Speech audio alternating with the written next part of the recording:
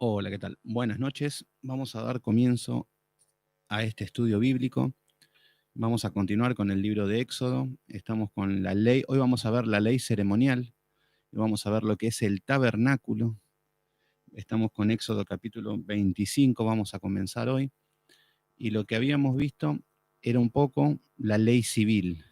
6 días trabajarás. Tenían que vivir como una sociedad. Debían vivir de una manera ordenada, con leyes. Entonces el Señor le estableció las leyes sociales que se tenían que guiar como pueblo. Después tenemos un día, el día de reposo, que en ese día es para la adoración.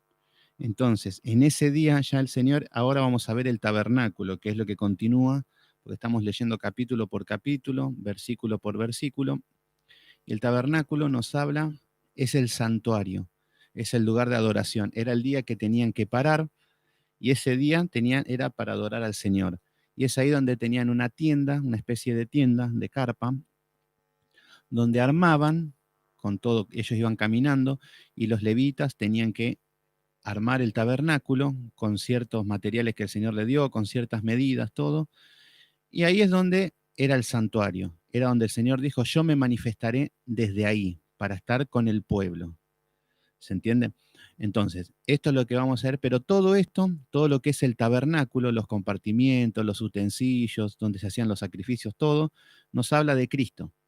Esto era toda una sombra de lo que iba a venir, que era el Cristo. Entonces, todo esto lo vamos a ver, que si bien decimos, ¿para qué me sirve saber una medida o esto? Bueno, es que todo estaba hablando de Cristo. Entonces, todo esto eran leyes que Dios le da a Moisés. Moisés toma estas leyes, tiene que anotar qué es lo que pasa. El Señor le da unas medidas a Moisés, le da un modelo, le revela a Moisés. No es que le dijo a Moisés, bueno, haz lo que te parezca. Esto tenía que ver con el lugar de adoración pública, cómo Dios iba a manifestar con el pueblo. Y da la casualidad de que hoy en día el hombre hace lo que quiere. Adora como quiere, como le parezca. ¿Cómo anda, Semi? ¿Todo bien? El hombre adora como le agrada al hombre. Pero siempre vamos a ver que el Señor establece los métodos de adoración. Que ya estemos bajo la gracia en Cristo no significa que ahora podemos hacer lo que queremos, nosotros somos los dioses y nosotros hacemos lo que sentimos. No. Y acá vamos a ver los principios. Entonces, acá vamos a ver en el tabernáculo el lugar de adoración en ese día. Y de acá sacamos los principios de cómo Dios quiere que lo adoremos, cómo Dios se va a establecer en la iglesia, que esto es toda una sombra. Hoy vemos en las iglesias no tiene nada que ver con lo que está en las escrituras. Pero bueno, como no leen las escrituras, ahí está el problema. Entonces, después aparece uno y decía, pero ¿cómo puede ser, habiendo tantas religiones, cuál es la verdadera? Bueno, estudia, lee y te vas a dar cuenta que la gran mayoría no son las verdaderas. Y te vas a dar cuenta cómo, pero para eso hay que estudiar. Y solamente buscan y estudian los que son salvos, los que son llamados, porque necesitan saber la verdad. Los que no van a seguir viviendo su mentira hasta que el diablo los lleve. Entonces, bueno, lo que vamos a ver hoy es el tabernáculo. Entonces, ya habíamos visto en el capítulo número 24, en el monte Sinaí, que nos hablaba de que Moisés estaba con los ancianos, les dada las tablas de la ley. Y en el capítulo 25 comienza el título diciendo la ofrenda para el tabernáculo. La ofrenda para el tabernáculo. Así comienza la adoración. ¿Y cómo comienza? Pidiéndole una ofrenda al pueblo. Entonces, lo que vamos a ver es que esto ocurre 2 años después. 2 años después de que salieron de Egipto. Entonces ya estas personas ya tenían un poquito en Cristo. ¿Se entiende? Entonces ya el Señor va a probar el corazón. Por eso muchas veces hay personas que recién empiezan, no entienden lo que es ofrendar.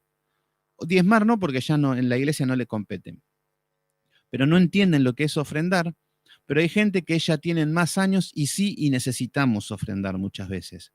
Porque sabemos que todo lo que viene de parte de Dios. Entonces nosotros queremos ser agradecidos y generosos y hacer una ofrenda de amor.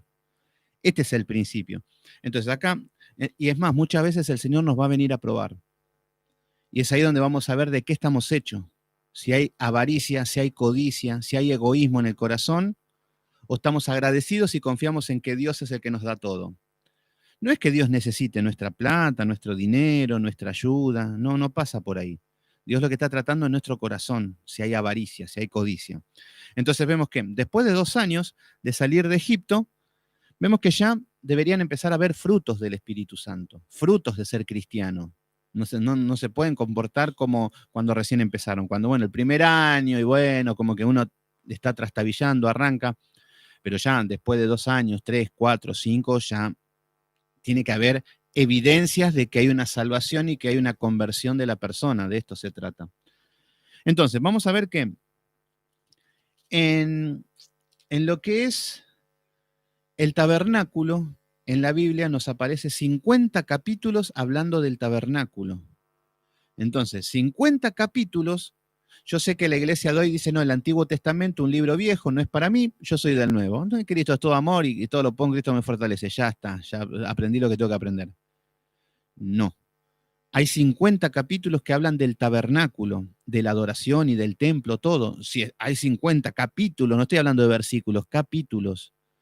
Si está hablando tanto acerca del tabernáculo, algo nos quiere decir, no sé yo, qué dirían los demás, pero hay algo que, y es más, de la creación hay 2 capítulos, Génesis 1 para la creación del universo, de la tierra, y el Génesis 2 para la creación del hombre, y se terminaron todo lo que es la creación. Entonces, ¿qué es lo más importante para el Señor? Si nos pone 2 capítulos de la creación, y ahí vemos que no es un Dios ególatra, de que, no, miren lo creador que soy, maravíllense en que soy, adórenme porque soy así. No, no, no es el carácter de Dios, el hombre es así. Pero Dios, 2 capítulos de la creación y punto. Ahora, sí interesa el tabernáculo porque es la manera como nosotros vamos a llegar a adorar a Dios. Porque el problema es que, ¿por qué tiene que instalar un tabernáculo el Señor? Porque en el día de reposo era el día que el Señor estableció para adorarlo. Y a través del tabernáculo iba a ser el santuario como un Dios santo, todopoderoso, se puede relacionar con un hombre pecador cuando no se puede. Es una cuestión de que la misma presencia de Dios nos fulminaría. Pero por eso tuvo que establecer el tabernáculo y Él establece cómo debemos hacerlo para poder llegar a Él. Entonces la premisa sería cómo un hombre pecador llega a estar en comunión con un hombre, con un Dios todopoderoso y santo.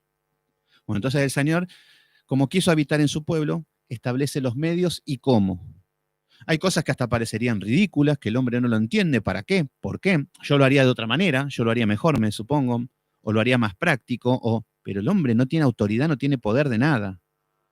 Entonces acá lo que interesa es lo que Dios ordena. Y estos conceptos tienen que ser para la iglesia, nosotros como iglesia, de que así como le dio al pueblo de Israel todos los métodos de adoración, que eran muchos, que tenían que cumplir como ley, en Cristo también tenemos que cumplir. ¿Se entiende? Y tenemos que entender el concepto de cómo Dios ordena. Entonces, bueno, de los 50 capítulos del tabernáculo, vamos a ver que es un tema importante. Por ejemplo, en Éxodo nos habla de 13 capítulos, en Números de 13 capítulos, Levítico 18, Deuteronomio 2, Hebreos también nos habla, y ahí tenemos todos los libros que nos habla de los libros de la Biblia que nos habla acerca del tabernáculo. Bueno, ahora vamos a comenzar con esta lectura. Vamos a empezar con lo que es el tabernáculo. Bueno, en el capítulo 25 vemos que nos dice, Jehová habló a Moisés diciendo, fíjense, Moisés es un tipo de Cristo que hablaba a Moisés y Moisés le hablaba al pueblo. Entonces, lo que debemos entender es que no habían 80 Moisés. No es que, no, a mí también me habló el Señor, me dijo, Moisés dijo que haga un tabernáculo, a mí el Señor me pidió otra cosa porque yo también hablo con Dios. Hoy todos estarían con lo mismo. Hoy todos son apóstoles, todos son geniales.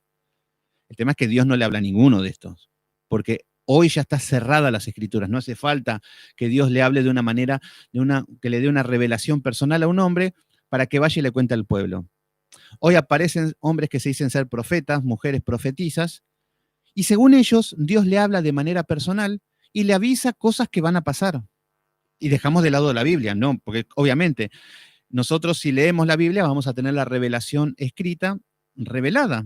Así cualquiera decimos, si estudiamos vamos a conocer la voluntad de Dios. No, no, no, pero ellos no, ellos saben la voluntad de Dios sin tocar la Biblia. Esto es lo maravilloso. Y así andan por la vida y así andan la gente creyéndole, porque el corazón pecador del hombre nos nos atrapa el futuro, nos atrapa el querer saber mañana, el que me digan cosas buenas. Pero vemos que hoy tenemos las escrituras, no hace falta ningún soñador. El soñador, si dice, el Señor me dice, nos tenemos que adelantar y decirle, bueno, el Señor te dice que estudies la palabra, perezoso, y deja de soñar y de volar. Y puede ser que tenga sueños, y puede ser que tenga revelaciones y sean verdaderas, pero son de Satanás. Porque Dios nos va a estar hablando de manera personal con su pueblo, teniendo una Biblia tan perfecta, tan maravillosa, que no nos falta nada. No me hace falta soñar, no me hace falta suponer, no me hace falta que venga un ángel y que me hable, no. Al leerla se revela lo espiritual. Fíjense lo simple que es, pero el hombre reniega con esto. Bueno, en el capítulo 25 nos dice, Jehová habló a Moisés diciendo, di a los hijos de Israel que tomen para mí ofrenda de todo varón que diere de su voluntad de corazón tomaréis ofrenda. ¿Qué es lo que está diciendo? Está pidiendo una ofrenda al Señor.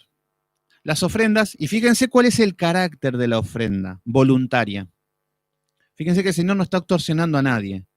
Habían leyes que hablaban del diezmo, pero recuerden que el pueblo de Israel era una nación. Entonces ellos cuando tomaban el diezmo, con ese mismo dinero eran los impuestos que pagaban ellos también, como ciudadanos.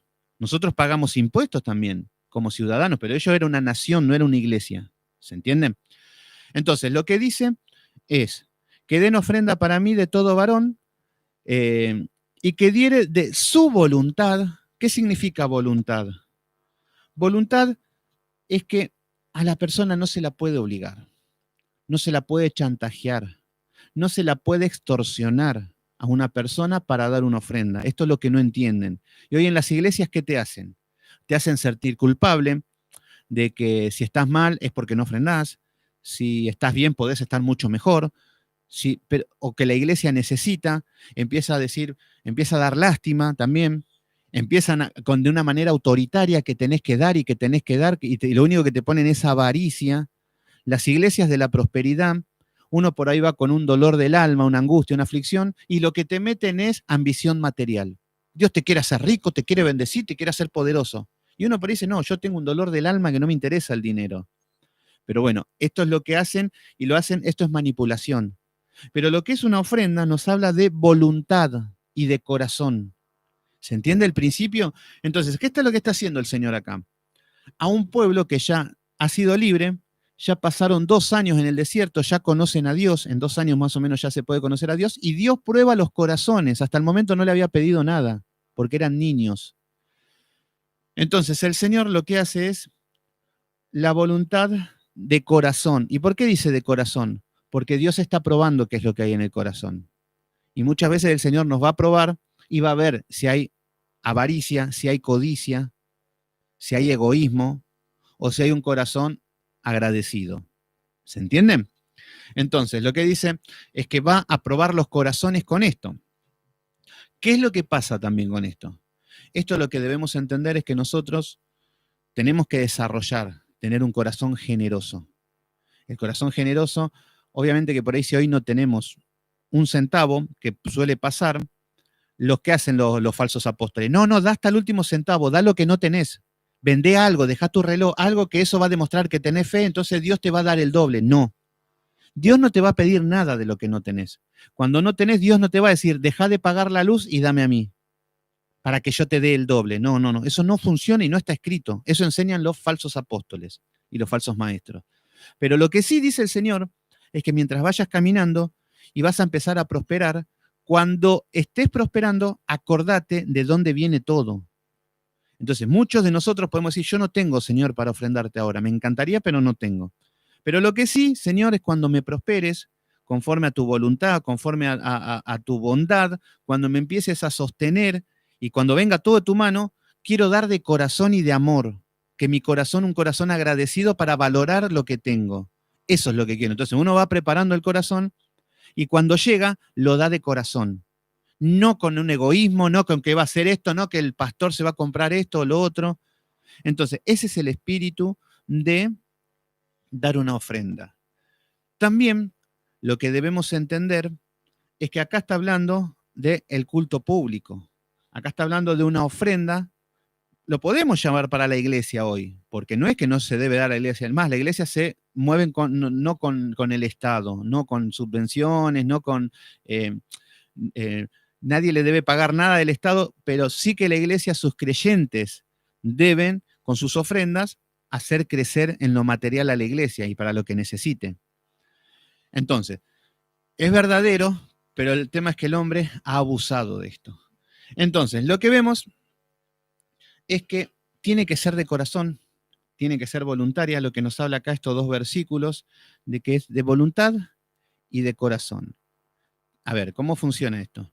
Del lado de los ministros, hoy en día de los pastores, no pueden insinuar nada de que, bueno, que hacerte sentir culpable para que pongas dinero, no pueden hacer manipulaciones, no pueden agarrar versículos de la Biblia para decir, hoy, si das una ofrenda, hoy la palabra dice que el Señor te va a bendecir. No, tampoco pueden manipular con esas cosas porque esos son mercenarios del Evangelio. Lo que tiene que hacer el pastor es enseñarle a que tenga un corazón y que den de voluntad y que sean generosos, que esto es un proceso de mucha palabra, mucho sacrificio. Pero no, lo más fácil es extorsionar a las personas que son ignorantes. Entonces, del lado del pastor o del ministro, en este caso eran los sacerdotes, no podían influir en nada en la ofrenda del hermano, ni para bien ni para mal. Vamos a hacer una ofrenda lo que dé su corazón. Lo que sí el ministro tiene la obligación de que con la palabra ablandar su corazón, si hay dureza, si hay avaricia, empezar a tocar esas áreas para que el Espíritu Santo empiece a dominar esas áreas. ¿Se entiende? Pero nunca manipular a la iglesia para que pongan dinero. Yo he estado en iglesias donde decían, acá no me vengan a orar porque si ustedes no ofrendan y no diezman, acá no vengan a orar porque después van a venir llorando. Pero ¿quién se cree en estos delincuentes, mercenarios del Evangelio? Entonces, del lado de los ministros no pueden hacer estas cosas. Entonces, si están en estas cosas, huyan de esas iglesias, huyan. Aunque no encuentren, pero por su bien, por su vida, por su salvación. Luego, ¿qué le compete al hombre? El hombre también tiene responsabilidades. Fíjense, primero, el hombre nosotros debemos ofrendar de corazón, voluntaria. Entonces, pero esto, a ver, por ejemplo, acá le pide una ofrenda. Y ellos no sabían para qué. Fíjense cómo sigue. Miren lo que dice el versículo número 3. Dice, esta es la ofrenda que tomaréis de ellos. Oro, plata, cobre, azul, púrpura, carmesí, lino fino, pelo de cabra, pieles de camellos, teñidas de rojo, pieles de tejones, madera de acacia, aceite para el alumbrado, especias para el aceite de la unción y para el incienso aromático, piedra de ónice y piedras de engaste para el efod y para el pectoral. Bueno, estas son las ofrendas. Fíjense lo que le pide el Señor. Acá lo que vemos es que esta ofrenda lo que hace es, el hombre diría, a ver, el Señor me pide pieles de tejón. El Señor me está pidiendo cobre. Ellos ni sabían que el Señor iba a hacer un tabernáculo, pero el Señor pide esta ofrenda. Fíjense cómo opera el hombre. Automáticamente diría, pero este Moisés que está loco. Este Moisés, pero ¿para qué quiere púrpura? ¿Me querés decir, Juanito, para qué nos pide Moisés púrpura? Y así somos muchos. Porque muchas veces el Señor nos prueba el corazón y nosotros, ¿qué va a hacer? ¿Qué van a hacer con ese dinero? ¿Para qué es? Porque muchas veces cuando decimos, hay una situación crítica en la iglesia y Juanito necesita una ayuda, vamos a ayudarlo a Juanito, seguramente que todo corriendo vamos y decimos, qué lindo, lo ayudo a Juanito y lo veo y me encanta ayudar así. Pero ahora cuando yo tengo que ofrendar y no sé para qué, ya me empieza a quemar. Ya me empieza a decir, ¿qué hacen con mi plata? ¿Qué hacen con esto? Y ahí el Señor está probando tu corazón, porque no estás obedeciendo, estás haciendo algo de una manera interesada. ¿Se entiende cómo uno tiene que estar preparado para la ofrenda? Por eso ni ofrenden cuando tenemos un corazón podrido, o un corazón tacaño, o tampoco hay que ofrendar por ofrendar. Dios tampoco es un pordiosero para que le demos las monedas así tirándola como diciendo, ahí tenés, mendigo. ¿Se entiende? Mejor no ofrendar sería. Entonces, lo que vemos acá es que ellos podrían decir, ¿para qué todo esto? ¿Para qué oro? ¿Para qué plata? ¿Para qué cobre? ¿Para qué púrpura, carmesí, todo?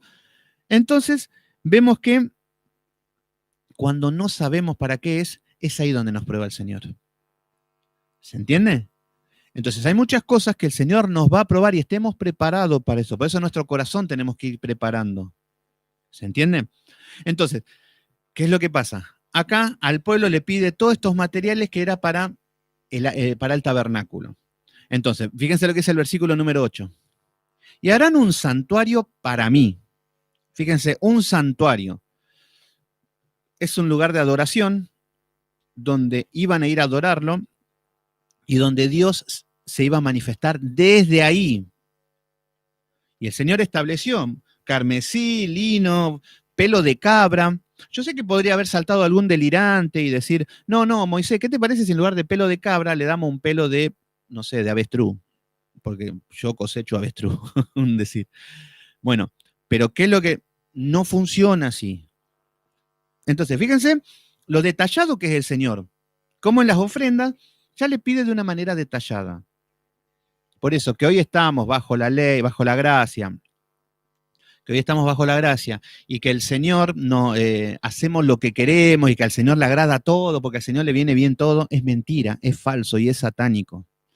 Entonces acá lo que estamos viendo es que el Señor le da todo para, a ver, acá no, el pueblo tenía que dar todo lo que se le pedía. ¿Qué es lo que pasa? Lo que debemos entender es que nosotros podemos decir, bueno, pero ¿por qué voy a dar esto? No quiero, pero ¿por qué? Bueno, porque todo esto también nos representa de que Cristo dio todo y más de lo que podía dar por nosotros. No escatimó nada, en gasto ni en nada. Entonces acá estamos viendo que ahora le toca al hombre. Entonces, harán un santuario para mí y habitaré en medio de ellos. ¿Qué es lo que estamos viendo? Acá estamos viendo que Jehová, el Dios Todopoderoso, el Creador, dice, yo voy a habitar con mi pueblo. Pero no es que digo, bueno, me voy a parar en la tribu de Neftalí, voy a parar acá, así que cualquier cosa me viene a ver. No. Dios dijo el tabernáculo. A través de ahí me voy a manifestar. ¿Y cuál era el objetivo de esto? El Señor dice, harán un santuario para mí y habitaré en medio de ellos. Fíjense, el Dios de la gloria, ¿recuerdan lo que vimos en Apocalipsis? Del Dios todopoderoso, el del trono, el que todos los ángeles, los querubines, los serafines, todos lo adoraban, los 24 ancianos, todo. Dice, quiero habitar en mi pueblo. Y quiere venir a la tierra y habitar con su pueblo. Y esto, ¿qué es lo que nos estaba hablando esto? De que el Dios Todopoderoso quería habitar en el pueblo. Y fíjense, ¿dónde se cumple esto? Vamos a Juan 1.14. Juan 1.14.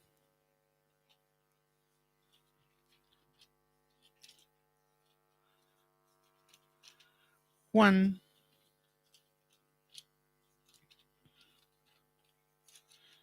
Qué poquitos conectados que veo. Se ve que les aburrió el tabernáculo.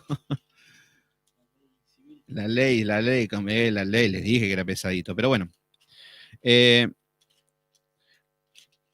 Bueno, dijimos Juan capítulo 1, versículo 14, ¿no? Juan, esperen que esta Biblia tiene, es como que está nueva todavía. Juan 1.14. Fíjense qué es lo que dice. Habíamos dicho de que en el tabernáculo el Señor dice, a través de este santuario, yo habitaré con mi pueblo. Y fíjense cómo se cumple esto de que Dios iba a habitar con el pueblo.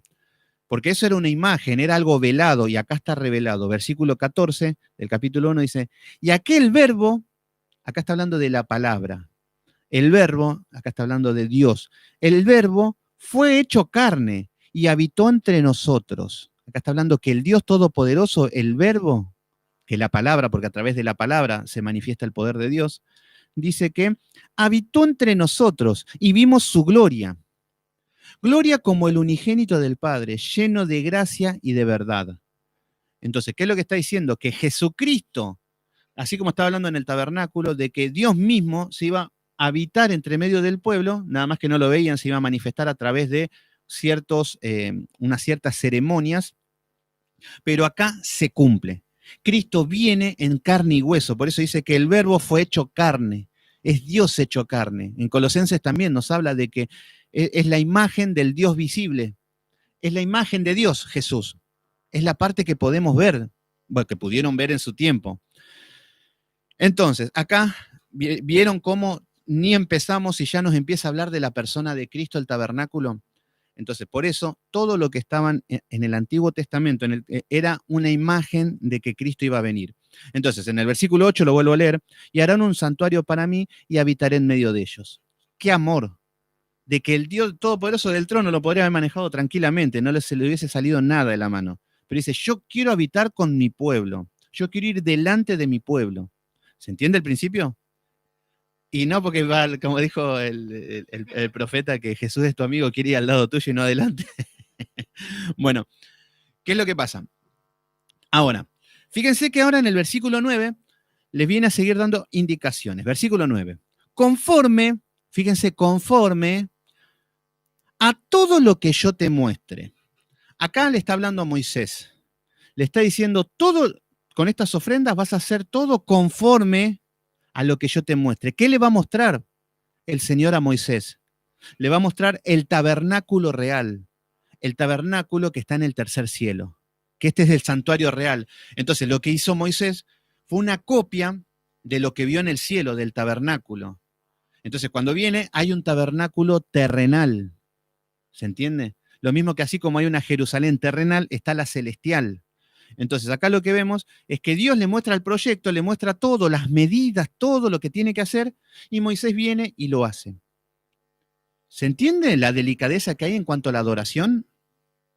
Entonces, conforme a todo lo que te muestre, el diseño del tabernáculo y el diseño de todos sus utensilios, así lo haréis.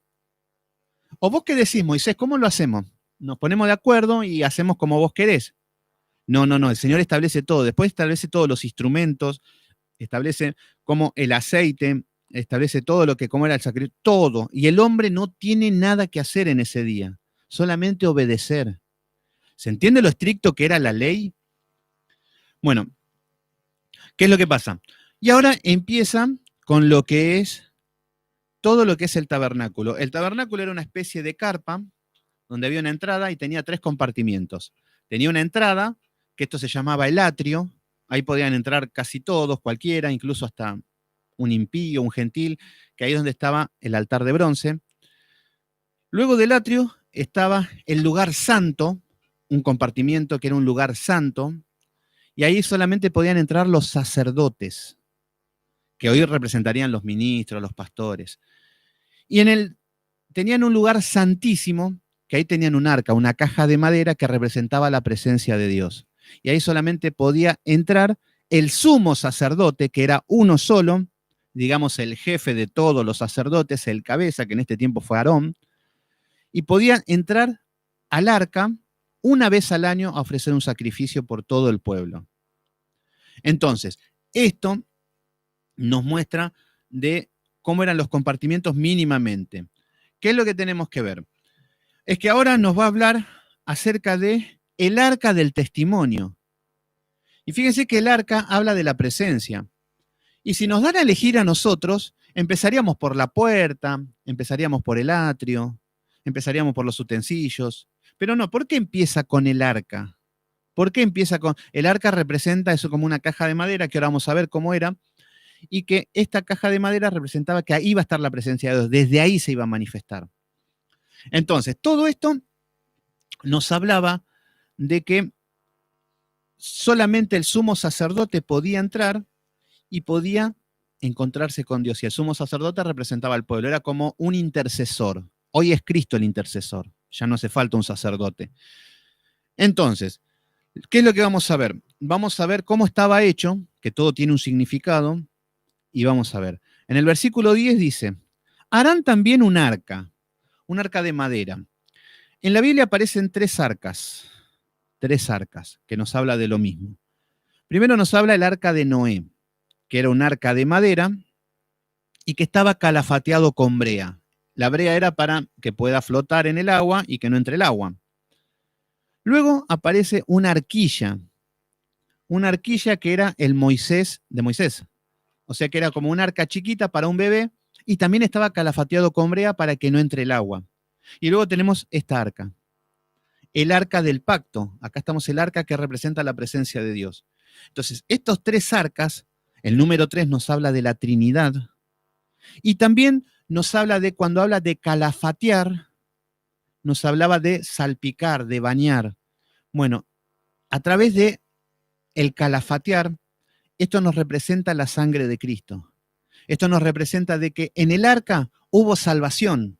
¿Para quién? Para el resto de una humanidad, para el resto de los animales. Hubo salvación para el ser humano en el arca de Noé, que fueron salvos del juicio. ¿Pero salvos por qué? Porque estuvo calafateada. Si no estaba calafateada, que representa la sangre de Cristo, el arca se hunde. Entonces representa la salvación. El arquilla de Moisés. Moisés estaba en el agua. Lo mismo. ¿Cómo se salva una persona? La salvación a través de la sangre de Cristo. El calafate representaba la sangre de Cristo. Y ahora tenemos el arca del pacto, que ahora ya estamos hablando de la presencia. A partir de ahí se iba a revelar a su pueblo y a partir de ahí venía la salvación. Entonces, ahora nos va a hablar de esto. Versículo número 10. Harás también un arca de madera de acacia, cuya longitud será de 2 codos y medio de anchura, y codos y medio, su anchura de 1 codo y medio y su altura de 1 codo y medio. Bueno, ¿qué es lo que estamos viendo? ¿Qué tal Mariana Díaz? ¿Cómo va? Qué lindo verlos. De a poquito se están conectando. Eran medios poquitos al principio, así que buenísimo. Fíjense, ahora nos da la medida del arca. Es una caja de madera. Primero nos dice que un arca. Ya dijimos que es una caja. Así como el arca de Noé, así como el Moisés, es una especie de caja. Entonces, el arca, y nos dice que es de madera. Lo que nos va a hablar del arca es una sombra de lo que era Cristo. El arca nos va a hablar de dos cosas. Nos va a hablar de la persona de Cristo y cómo estaba hecho. Por eso nos dice que el arca con madera de acacia. Primero el arca tenía que estar hecha de madera. ¿Qué madera? La madera se llama acacia. Esta era una madera, era como un arbusto que crecía en el desierto. Crecía en el desierto y era una madera espinosa que se utilizaba mucho para las ramas del fuego. Era una madera muy dura que hasta no se pudría. No se puede pudrir porque al no tener poros y al no ser una madera tan porosa, el agua no entraba y no se corrompe. O sea que ni se pudría. Es como decir, no sé, como un quebracho duro, algo así. Y da la casualidad de que a Cristo le clavan una corona de espinas de acacia, la misma. Esto no es casualidad, esto era todo sombra de lo que iba a venir. Entonces, a Cristo las coronas eran espinas de acacia, durísima. Por eso se hablaba de que era como una especie de palo hierro, se decía en esa época. Era como una especie de hierro esa madera. Pero ¿qué es lo que nos está hablando? Que el arca era de madera, pero la madera era incorruptible, era fuerte, era firme, crecía en el desierto, hasta sin agua podía crecer si crecía en el desierto era porque podía resistir al faltante de agua. Entonces, esto, lo que nos está representando la madera, es la persona de Cristo, la persona humana de Cristo en carne y hueso, la persona terrenal. Entonces, lo que nos muestra es que era de madera, el sentido de que era fuerte, de que era una madera duradera, una madera incorruptible, que no se pudría. ¿Se entiende? Entonces, esta madera representaba la parte humana de Cristo. Recuerden que Cristo tenía frío, tenía calor, tenía hambre. Era una persona humana, 100% humano. Entonces, la madera de acacia va a estar hablando de la parte humana de Cristo. Hasta fue tentado, todo, ¿por qué? Porque tenía una parte humana. 100% hombre era. Entonces, harán un arca y nos habla de que esta arca mide 1,10 metros, 1,10 de largo por 65 centímetros y 65 centímetros. Es una caja, bueno, 1 metro, un poquito más, era rectangular. Entonces, ya tenemos la forma que era de madera. Entonces, que la madera nos va a representar la persona de Cristo. Recuerden que cuando hablamos de los que hicieron el arca, el que lo hizo fue Moisés. Se lo dejó exclusivamente a Moisés.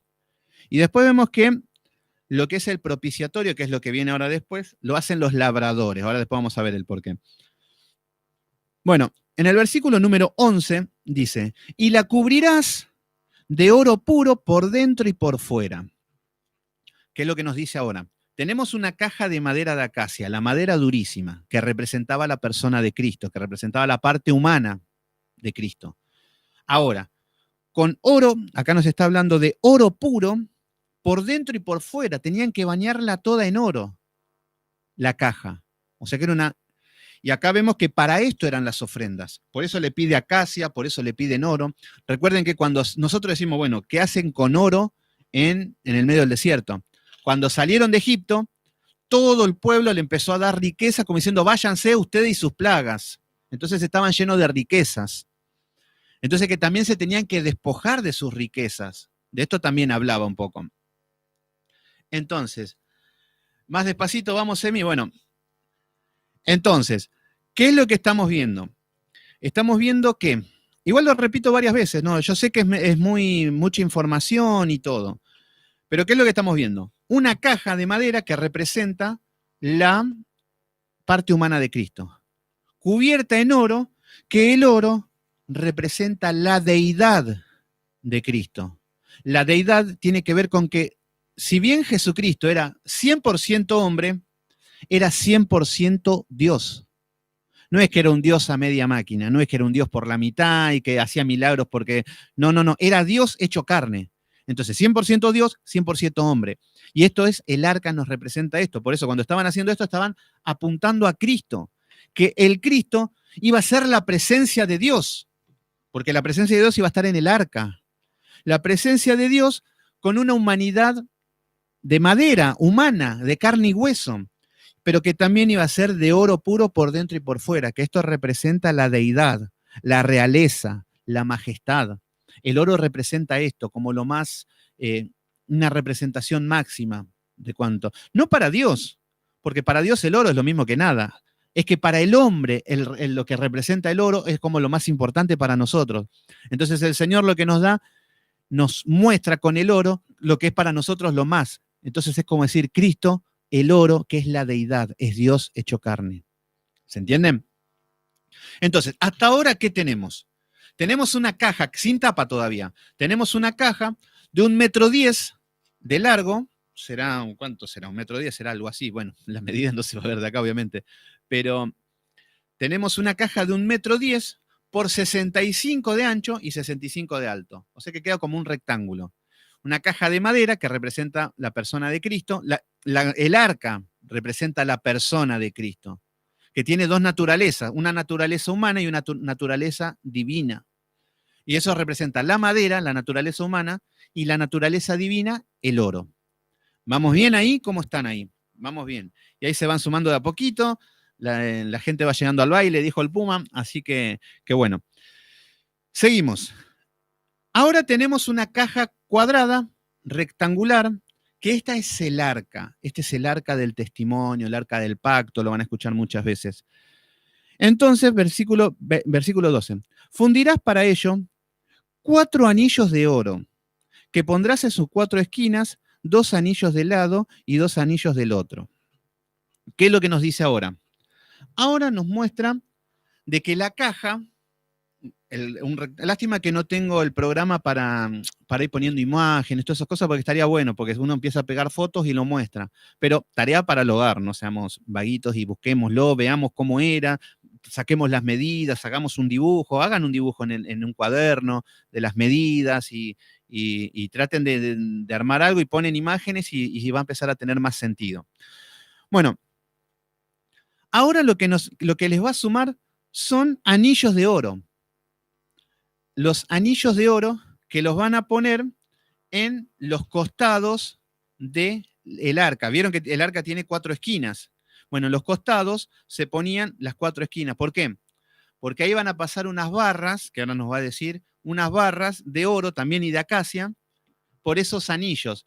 Entonces los llevaban 2 levitas, tenían que ser adelante, o 4, me parece que eran 4. Y los llevaban con estas 2 varas, no podían ni tocar el arca. ¿Cómo tocaban el arca? Con estos anillos con estos bastones de madera con oro pasando por los anillos. Si tocaban con la mano se morían, porque era la presencia de Dios. ¿Se entiende el simbolismo? Pero era literal, ¿eh? Si Usa, el amigo de David, me tocó el arca y murió, quedó fulminado. Por eso el Señor le dijo, a los levitas solamente lo pueden llevar. Yo era de otra tribu y tocaba y, mamita, me moría. Pero los levitas estaban llamados a esto. ¿Se entiende lo estricto que era Dios en cuanto a su adoración? Y hoy dancemos con alegría, con libertad. Bueno, así van a danzar en el infierno. Bueno, entonces, fíjense, acá tenemos los 4 anillos en cuatro esquinas. Estamos bien hasta ahí, ¿no? Ahora, versículo 13. Y harás unas varas de madera de acacia, las cuales cubrirás de oro. Entonces eran unos bastones, como unos palos de escoba, no sé cómo decirlo, algo, unos bastones también de madera de acacia eh, con oro. Entonces, ¿qué es lo que hacían? Metían los levitas por los anillos y quedaba como 2 manijas para llevar atrás y 2 adelante. ¿Se entiende? Y así tenían que caminar. El arca era lo primero que iba adelante. Cuando decía la presencia de Dios, iba a estar el ángel de Jehová iba a ir adelante, la presencia de Dios representaba el arca. Entonces, adelante iban los sacerdotes cuando caminaban con, ellos no lo podían ni tocar, iban llevándolos con estas barras de oro de madera de acacia. Y esto representaba que Dios iba delante del pueblo. ¿Se entiende? Era simbólico, pero también era real porque Dios estaba ahí, estaba en el medio de su pueblo. Entonces, ¿se entiende hasta ahora cómo vamos? Tenemos una caja y ahora vamos a ver la tapa, que esto es otra cosa. Pero hasta acá tenemos el arca, que nos habla de la deidad de Cristo y de la naturaleza humana. Versículo número 15. Meterás las varas por los anillos a los lados del arca para llevar el arca con ella. De esta manera nada más podían llevar. No podían agarrar uno con la mano, bueno, llamo el arca, me lo pongo en la cabeza, no, porque siempre están estos evangelocos que lo hacen como quieren las cosas. No, que al Señor le agrada igual, vamos que... No. Los levitas y de la manera que debía ser. Entonces, fíjense lo que dice el versículo 15. Las varas quedarán en los anillos del arca, no se quitarán de ella. ¿Qué es lo que dicen? Que las varas quedaban en los anillos, no se podían quitar de ahí. No es que paraban y decían, bueno, vamos a sacar el arca, lo dejamos acá, vamos a comer algo. No. Tenía que quedar con las varas el arca. Debía estar listo porque en cualquier momento el Señor decía, vamos, levantamos campamento y nos vamos. Y tenían que agarrar y arrancar. ¿Se entiende? Entonces, y además no podían estar jugando con esto, con sacar las varas, ponerlas, sacarla, ponerlo, porque estaban jugando con su vida. Era algo totalmente santo. Me imagino con el temor con el que tenían que estar. Nada que ver con el temor que hoy tenemos en la iglesia. ¿Se entiende? Entonces, en el versículo número 16 dice, y pondrás en el arca el testimonio que yo te daré. Bueno, lo que había en el arca nos habla de que había las tablas de la ley, la vara de Aarón y había un plato con maná adentro del arca. ¿Qué es lo que nos quiere decir esto? Pero esto, acá recién le está dando el plan, el modelo. Pero esto es lo que había cuando iban caminando, porque acá recién empieza la historia. Pero lo que había dado es que, primero, las primeras tablas de la ley, Moisés las rompió, porque llegó y estaban todos de fiesta. Entonces tiró las tablas de la ley y las rompió. El Señor les da otra. Esas tablas de la ley la guarda en el arca. El arca, recuerden que representa la persona de Cristo. Es Cristo, la presencia de Dios. Entonces, en el arca estaban los 10 mandamientos, la vara de Aarón. En un momento Coré se había rebelado contra Aarón, que querían ser ellos los sacerdotes, y el Señor los despojó, abrió la tierra, se fueron al infierno, y con una vara que había florecido, una vara seca, la habían clavado en la tierra, había dado ramas y flores de almendro. Entonces, esa vara también estaba en el arca. Y había un plato de maná. Y este maná, lo que debemos entender es que el maná se pudría en un día. No se podía guardar para el otro día. Era para comerlo en el día el maná. Entonces, pero este plato de maná era especial, que no se pudría. Lo podían tener ahí. Entonces, ¿qué es lo que hay dentro del arca que representa que es Cristo? ¿Quién está? ¿Qué hay dentro de Cristo? ¿Qué hay en la naturaleza? Esto es conocer a nuestro Dios, Porque no es todo porque sí, bueno, una caja, hacemos un rito religioso. No, no, no. ¿Qué representa esto? Si el arca representa a Cristo, la persona de Cristo, su naturaleza humana y su naturaleza divina. Buenísima. Que la presencia de Dios está ahí, que todos tenían que ir con temor de Dios a Cristo. ¿Y pero qué es lo que había dentro? La ley. Fíjense lo que hay en el corazón de Cristo, la ley, los 10 mandamientos. Esto es lo que hay en Cristo y esto es lo que quiere que compartamos nosotros, de guardar esa ley. ¿Se entiende? Porque habla de un principio de justicia, que Él es el primero, que tiene su ley en su naturaleza. En su naturaleza están los 10 mandamientos. Después, lo que es el maná. El maná representa el pan. El maná representa el alimento espiritual, el alimento que cae del cielo para sus hijos. Entonces, Cristo es el alimento. Por eso dice, yo soy el pan de vida. El que viene a mí nunca tendrá hambre. Entonces, Cristo es que a sus hijos los quiere alimentar, les quiere dar el pan, les quiere dar el alimento. ¿Se entiende lo que hay dentro de Cristo? Que está en su naturaleza, el darnos su palabra, que es el pan, que es el alimento. Y las varas, la vara de Aarón, lo que representaba era de que una vara muerta, seca, comenzó a dar frutos, comenzó a reverdecer y comenzó a dar fruto. Y cuando estábamos hablando de esto, estaba hablando de los ministerios, de los sacerdotes, de que Coré quería un ministerio y el Señor puso a Aarón, dijo, a mí se me place Aarón, punto. Entonces, esto quiere decir que para guiar a su pueblo y para direccionar, Él elige a sus ministros, Él elige a sus pastores, Él eligió a los sacerdotes. ¿Se entiende? Entonces, todo esto hay en la naturaleza de Dios para con el hombre, para guiarlos. ¿Se entiende? Entonces, bueno, todo esto nos habla de lo que es lo que hay dentro, pero ya lo vamos a ver bien. Ahora lo estamos viendo así nada más porque ya va a aparecer bien de una manera explícita, pero acá nos está mostrando esto. Tampoco quiero desplayarme mucho porque lo vamos a seguir viendo, pero esto por lo menos lo que tenemos que ir viendo. Versículo número 13. Acá lo que nos dice es, y harás un propiciatorio. El propiciatorio es la tapa del arca, lo único que nos faltaba. Entonces ahora tenemos la caja con las dos varas y con los anillos. Buenísimo. Ahora la tapa, tiene una tapa. Y esta tapa de esta caja, que es el arca, acá nos dice qué es lo que es. Dice, harás un propiciatorio. Esto se llama el propiciatorio. Propicio significa favorable, favor. Este propiciatorio va a representar el sacrificio. Esto ya va a representar la obra de Cristo. El arca, la caja, nos representa la persona de Cristo. Y el propiciatorio nos va a representar la obra de Cristo. Lo que debemos entender que al Señor le interesa qué es lo que somos como persona y no nuestras obras. ¿Se entiende? Porque hay muchos que hacen obras buenas y son personas malas. Entonces, lo que al Señor le interesa es la persona. De nosotros, de mí, ¿qué espera? Yo como persona, como un conjunto, no con unas obritas que hago nada más. Entonces, acá nos viene a hablar del propiciatorio, que esta es la tapa.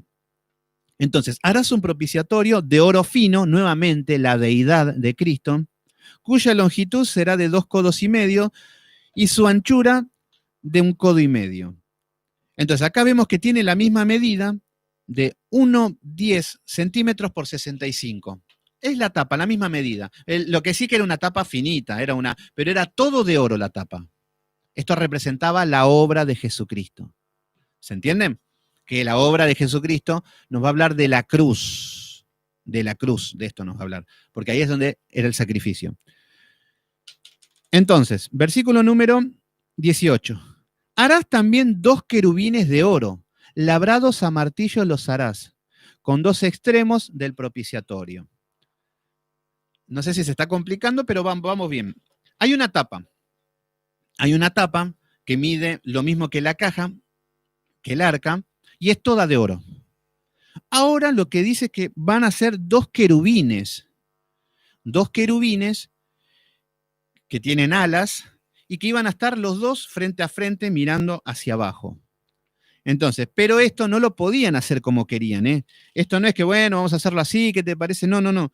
Esto debía ser de oro y labrado a martillo. labrado a martillo. Entonces tenían que fundir todo lo que es el oro, todo, hacer las medidas que le dio a Moisés, y labradores, esto lo tenían que hacer personas. El problema es que, ¿cómo hacemos con esto? ¿Por qué? Porque, ¿qué artesano tenemos? ¿Quién utilizaba la fundición del oro? ¿Quién podía trabajar con esto? Lo único que habían hecho estas personas eran hacer ladrillos. ¿Y el ladrillo de qué era? De barro.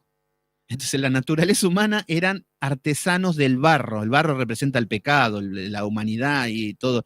Entonces estamos viendo la humanidad, la persona de Cristo, y ya con decir que el pueblo de Dios hacían ladrillos de barro, que eran lo único que sabían hacer. Entonces acá el Señor dice, pero ¿qué es lo que pasa? El Señor iba a ir con su Espíritu Santo y los iba a inspirar a que hagan la obra. ¿Se entiende? Entonces, estos artesanos, estos labradores, primero tenían que estar en santidad. Tenían que ser de una tribu. Tenían que, todo como el Señor le manda. Y lo que tenían que hacer era labrarlo a martillo. O sea, y eran con martillos muy, muy minuciosos. Tenían que tener un gran talento, una capacidad. Por eso tenían que estar llenos del Espíritu Santo en comunión con Dios. Y ellos mismos después le tenían que enseñar a tener discípulos y enseñarles. Es así como se construye la iglesia. Nosotros somos artesanos de barro, de la nada misma. Y el Señor lo que nos hace es que seamos labradores en oro. Y Él nos enseña a través de su palabra y nosotros debemos enseñar. ¿Se entiende? Por eso yo nunca estoy de acuerdo con estos grandes ministerios de que sacan libros y de que hacen un montón de capacitaciones y cursos para hacer. No, el Espíritu Santo es el que guía, capacita y el que les enseña a las generaciones. Entonces, acá nos dice que estos artesanos tenían que hacer los querubines, que eran 2 ángeles. Ahora vamos a ver quiénes eran los querubines para entender un poco qué representa. Yo pensé que íbamos a ver más, pero bueno, nos estamos... Primero, tenía que ser el oro labrado a martillo. ¿Qué es lo que nos habla del martillo? Decimos martillo, bueno, qué sé yo, utilizaba el martillo para hacer el oro. No, el martillo representa de que el oro iba a ser machacado, que iba a ser molido. Entonces, este martillo lo que nos representa es que en la obra Cristo iba a ser molido a golpes, martillado, azotado. ¿Se entiende? Entonces, esto es lo que nos está hablando de la obra. ¿Vieron que ahora estamos hablando de la obra de Cristo, no de la persona? La obra iba a ser esto. En la obra de Cristo en la cruz iba a ser martillado, clavado, clavado las espinas. ¿Se entiende cómo empieza a encuadrar todo? ¿Cómo estaba hablando del Cristo? Y acá estaba todo velado, no entendían. Ellos decían, bueno, vamos a hacer esto. Pero estaba hablando de Cristo. Entonces, vamos a ver los querubines. En el versículo 18 nos dicen, harás 2 querubines de oro. Y decimos, ¿querubines de oro para qué? Es más, esto por ahí atenta a la idolatría. Esto van a empezar a adorar ángeles. ¿Era para eso? No. Vamos a ver Isaías capítulo 6. Isaías capítulo 6, vamos a ver qué es lo que eran los querubines. Y ya lo vimos en Apocalipsis con excelencia también esto. Isaías capítulo 6.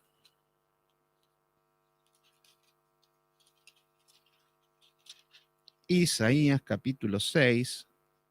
Esto me encanta este versículo, este capítulo. Nos dice en el versículo 1, capítulo 6, Isaías 6, versículo 1. En el año en que murió el rey Usías, dice, y vi yo al Señor sentado en un trono alto. Acá hay una revelación de Isaías. Isaías es arrebatado al cielo en espíritu, o no sabemos, pero nos habla de que ve el trono. Ve una imagen de lo que era el trono en el cielo. Entonces dice que vi yo al Señor sentado sobre un trono alto y sublime. Esta es la situación en que está su majestad. Está Dios gobernando la tierra. Y sus faldas llenaban el templo. Versículo número 2. Por encima de él habían serafines. Acá nos hablan de serafines. Cada uno tenía 6 alas, con 2 cubrían su rostro y con 2 cubrían sus pies. A ver, acá aparecen serafines. Nos habla de que estaban arriba del Señor, que estaban cantando y que estaban alabando. Entonces, después tenemos, acá aparece por primera vez, después aparece en Apocalipsis como seres vivientes, pero que es lo mismo. Entonces, estos serafines nos mostraban de lo que era la gloria de Dios y la presencia de Dios. Pero los querubines, por ejemplo, cuando Adán y Eva pecaron, habían puesto dos ángeles que son los protectores, son guardianes. Entonces, lo que hablaba de estos querubines tiene que ver con un rango de angelical. Entonces, el rango más alto son los querubines, porque tiene que ver con la protección, son protectores. Entonces, tiene que ver de qué? De protectores del santuario. Es más, Satanás era un querubín.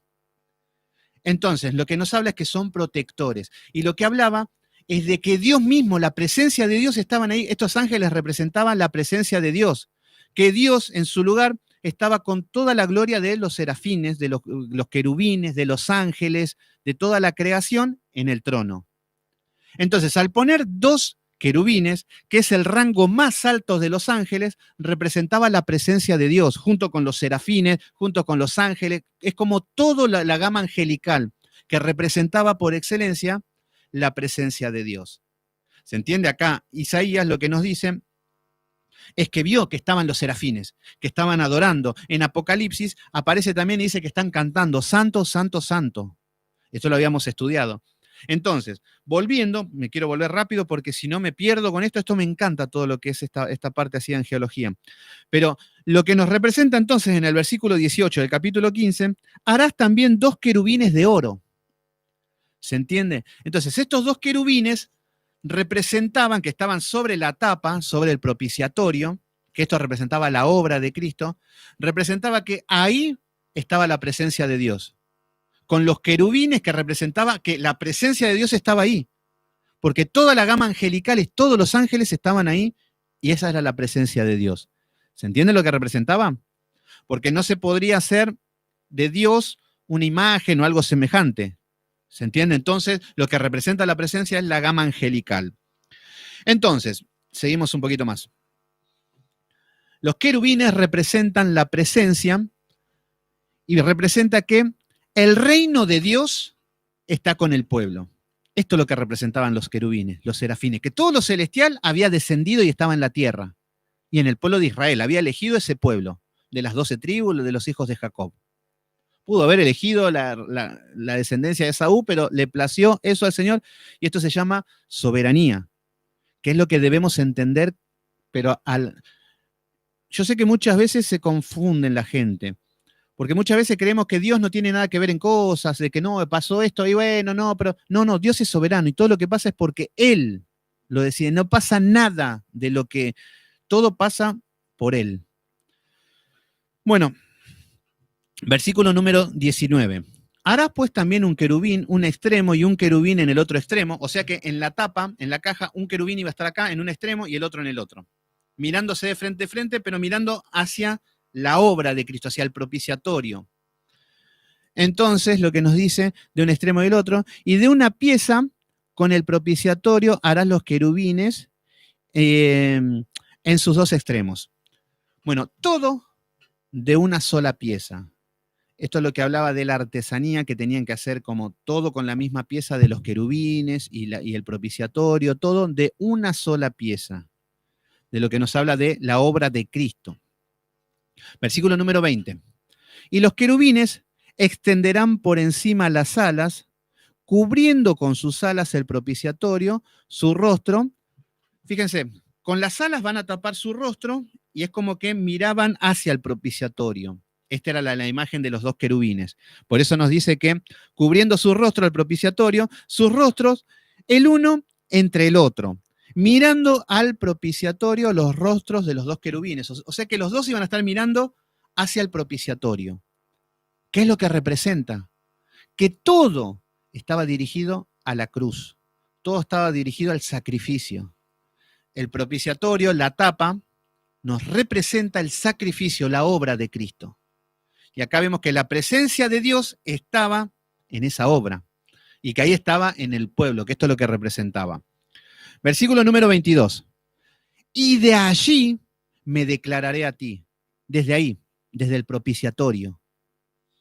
¿Se entiende cómo el hombre, un hombre pecador hecho de barro, podía hablar con la deidad de oro, la deidad de Dios mismo?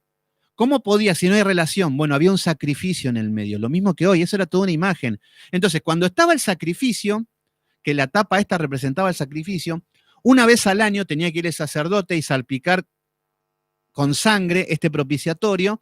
Esto representaba el perdón de los pecados, no el perdón de los pecados, pero sí que se encubrían los pecados del pueblo. O sea que sin sangre no, era imposible que el hombre se encuentre con Dios. ¿Se entiende? Porque todo hablaba de la persona de Cristo, del sacrificio y de la obra. Entonces, y desde allí me declararé y hablaré contigo sobre el propiciatorio. ¿Vieron cómo ahora, con el arca y con el propiciatorio, ahora la presencia de Dios estaba ahí, en el campamento? Y el pueblo murmurando, gritando, queriéndole pegar a Moisés, y la presencia de Dios estaba ahí, increíble. Entonces nos dice, y hablaré contigo de sobre el propiciatorio, entre los dos querubines que están sobre el arca del testimonio. Todo lo que yo te mandare, todo lo que yo te mandare, nunca habla de todo lo que ustedes quieran, yo se los voy a cumplir. Todo lo que ustedes declaren, yo los voy a hacer. Todos los sueños que ustedes tengan, se los voy a hacer realidad. ¿Se entiende cómo estamos viendo el carácter de Dios realmente con las escrituras cuando nos profundizamos y vemos que lo que estamos viendo hoy es satánico, vergonzoso? Entonces, todo lo que yo te mandaré para los hijos de Israel. Entonces, solamente el sumo sacerdote podía entrar ahí, podía entrar a esta presencia de Dios, hacer el sacrificio, y de ahí le hablaba, y de ahí hablaba al pueblo. O sea que el sacerdote era el intercesor, era el intermediario entre Dios y entre el hombre, pero siempre con sangre, con Cristo. Esto era toda una imagen. ¿Se entiende? ¿Vamos bien? Necesito que me pongan deditos así, cada vez veo menos gente. Yo sé que por ahí, si no lo agarraron de entrada, les va a costar. Van a decir, ¿para qué quiero saber esto? A mí mejor dame el fuego del Espíritu Santo y a danzar, pero bueno, elegimos estudiar la Biblia y eso conlleva un esfuerzo. Bueno, vamos a ver un poco lo que es ahora, y esto lo que es. El arca estaba en el lugar santísimo, que era el lugar que solamente el sumo sacerdote entraba. Recuerden que el arca tenía 3 compartimientos: el atrio, el lugar santo y el lugar santísimo. Estos son los 3 compartimientos que había en este santuario. Y el arca estaba en el lugar santísimo. Después tenían un montón de pieles, de telas, todo para cubrirlo, que ya lo vamos a ver en otro momento, cuando llegue con el libro de que nos toque estudiar. Y va a empezar a cerrar todo. Pero hoy el Señor nos está hablando de esto. Versículo número 23. Ahora vamos a ver que está la mesa para el pan de la proposición. Había una mesa donde habían 12 panes. Y esto estaba en el lugar santo. No estaba donde estaba el arca. Esto estaba en el lugar santo. Y en el lugar santo solamente entraban los sacerdotes. No entraban cualquier persona, cualquier hermano. No, no, no. Los sacerdotes. En el lugar santísimo, el sumo sacerdote, que era uno solo de todo el pueblo. Y en el atrio, bueno, entraban cualquiera. No había drama. Entonces, ahora va a hablar de que hay una mesa con panes y que de esto se podían alimentar los sacerdotes. ¿Se entiende? Por eso se acuerdan cuando David estaba escapando de Saúl, se encuentra se va a la escuela de profetas y les dicen que le preguntó si tenía pan y le decía, no, solamente tenemos pan santo, un pan que era el pan ¿se entiende? Pero que era solamente para los sacerdotes. Y David comió igual.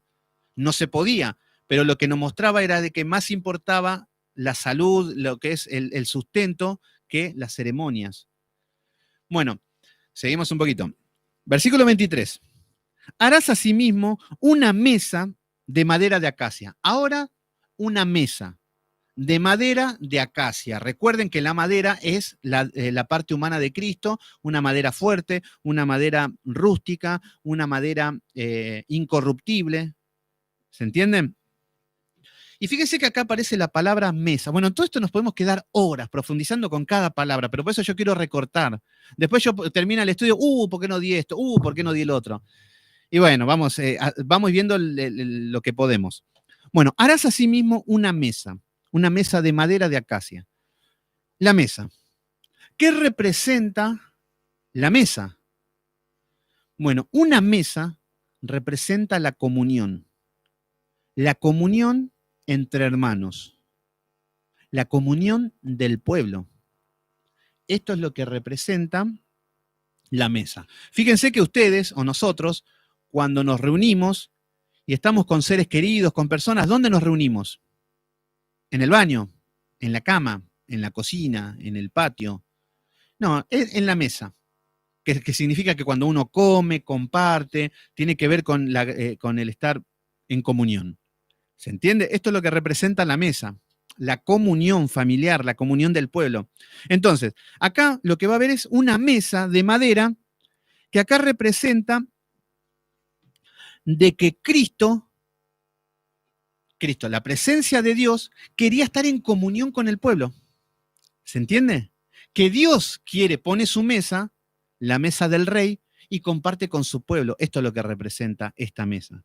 Es más, Cristo nos mostró en la Santa Cena que Él estaba en la mesa, que Él compartió con sus hermanos, y esa es la comunión. ¿Se entiende? La hermandad. Entonces, lo que nos muestra es que harás asimismo una mesa que representa la comunión del pueblo, de madera de acacia, de longitud serán de 2 codos y medios de su anchura y su altura de codo y medio. O sea que era de 90 centímetros de largo por 45 centímetros de ancho y 65 centímetros de alto. Una mesa. Una mesa que también la tenían que llevar de una manera, bueno, no van a llegar a ver, pero bueno, por acá lo tengo. Esta mesa nos habla de que arriba tenían panes. Tenía 12 panes de la proposición, se llama esto. Entonces, acá ya lo que tenemos en la mesa, la comunión, de que Dios quiere estar en comunión con su pueblo. Esto es lo que representaba. Y que ahí solamente podían llegar los sacerdotes. O sea que el Señor trataba con los sacerdotes, los alimentaba y ellos tenían que alimentar al pueblo. ¿Se entiende? Todo con la palabra. Recuerden que el pan, ¿quién es? Cristo. Entonces, versículo número 24. Y la cubrirás de oro puro y le harás una cornisa de oro alrededor. Bueno, también lo tenían que cubrir de oro puro, la deidad, Dios mismo con su pueblo. Recuerda que ya estamos hablando del mismo idioma. El oro puro, la deidad de Dios, la presencia de Dios. La madera, la parte humana de Dios. La mesa, la comunión. Estaría bueno, vayan anotando, ¿eh? Entonces, y la cubrirás de oro puro y le harás una cornisa alrededor. Había como una cornisa, una especie de dientes que era para sostener los panes, porque los llevaban nuevamente como llevaban el arca, también llevaban la mesa de la proposición. Por eso acá le dicen, en el versículo 25, le harás también molduras alrededor. Esto tiene que ver con esto, la cornisa, la moldura, un palmo menor de anchura. No le den mucha importancia a las medidas y estas cosas porque no nos podemos llegar a confundir, pero sí tener una idea de qué era. Entonces, y harás la moldura de la cornisa de oro alrededor, y le harás 4 anillos de oro, los cuales pondrás en las 4 esquinas, y que le corresponden a sus 4 patas. O sea que en las 4 patas le ponían nuevamente anillos, que ahí iban nuevamente las barras, y ahí los llevaban nuevamente, igual que el arca. Nada más que llevaban una mesa. Esto lo tenían que hacer los levitas, no lo podía llevar nadie. Bueno, levitas, deja que lo hago yo. No, esto tenía todo un orden, era una ceremonia, tenía que haber mucho respeto, mucha reverencia. Versículo número 27. Los 4 anillos están debajo de la moldura para que en lugar de las varas, para llevar la mesa. Versículo 28.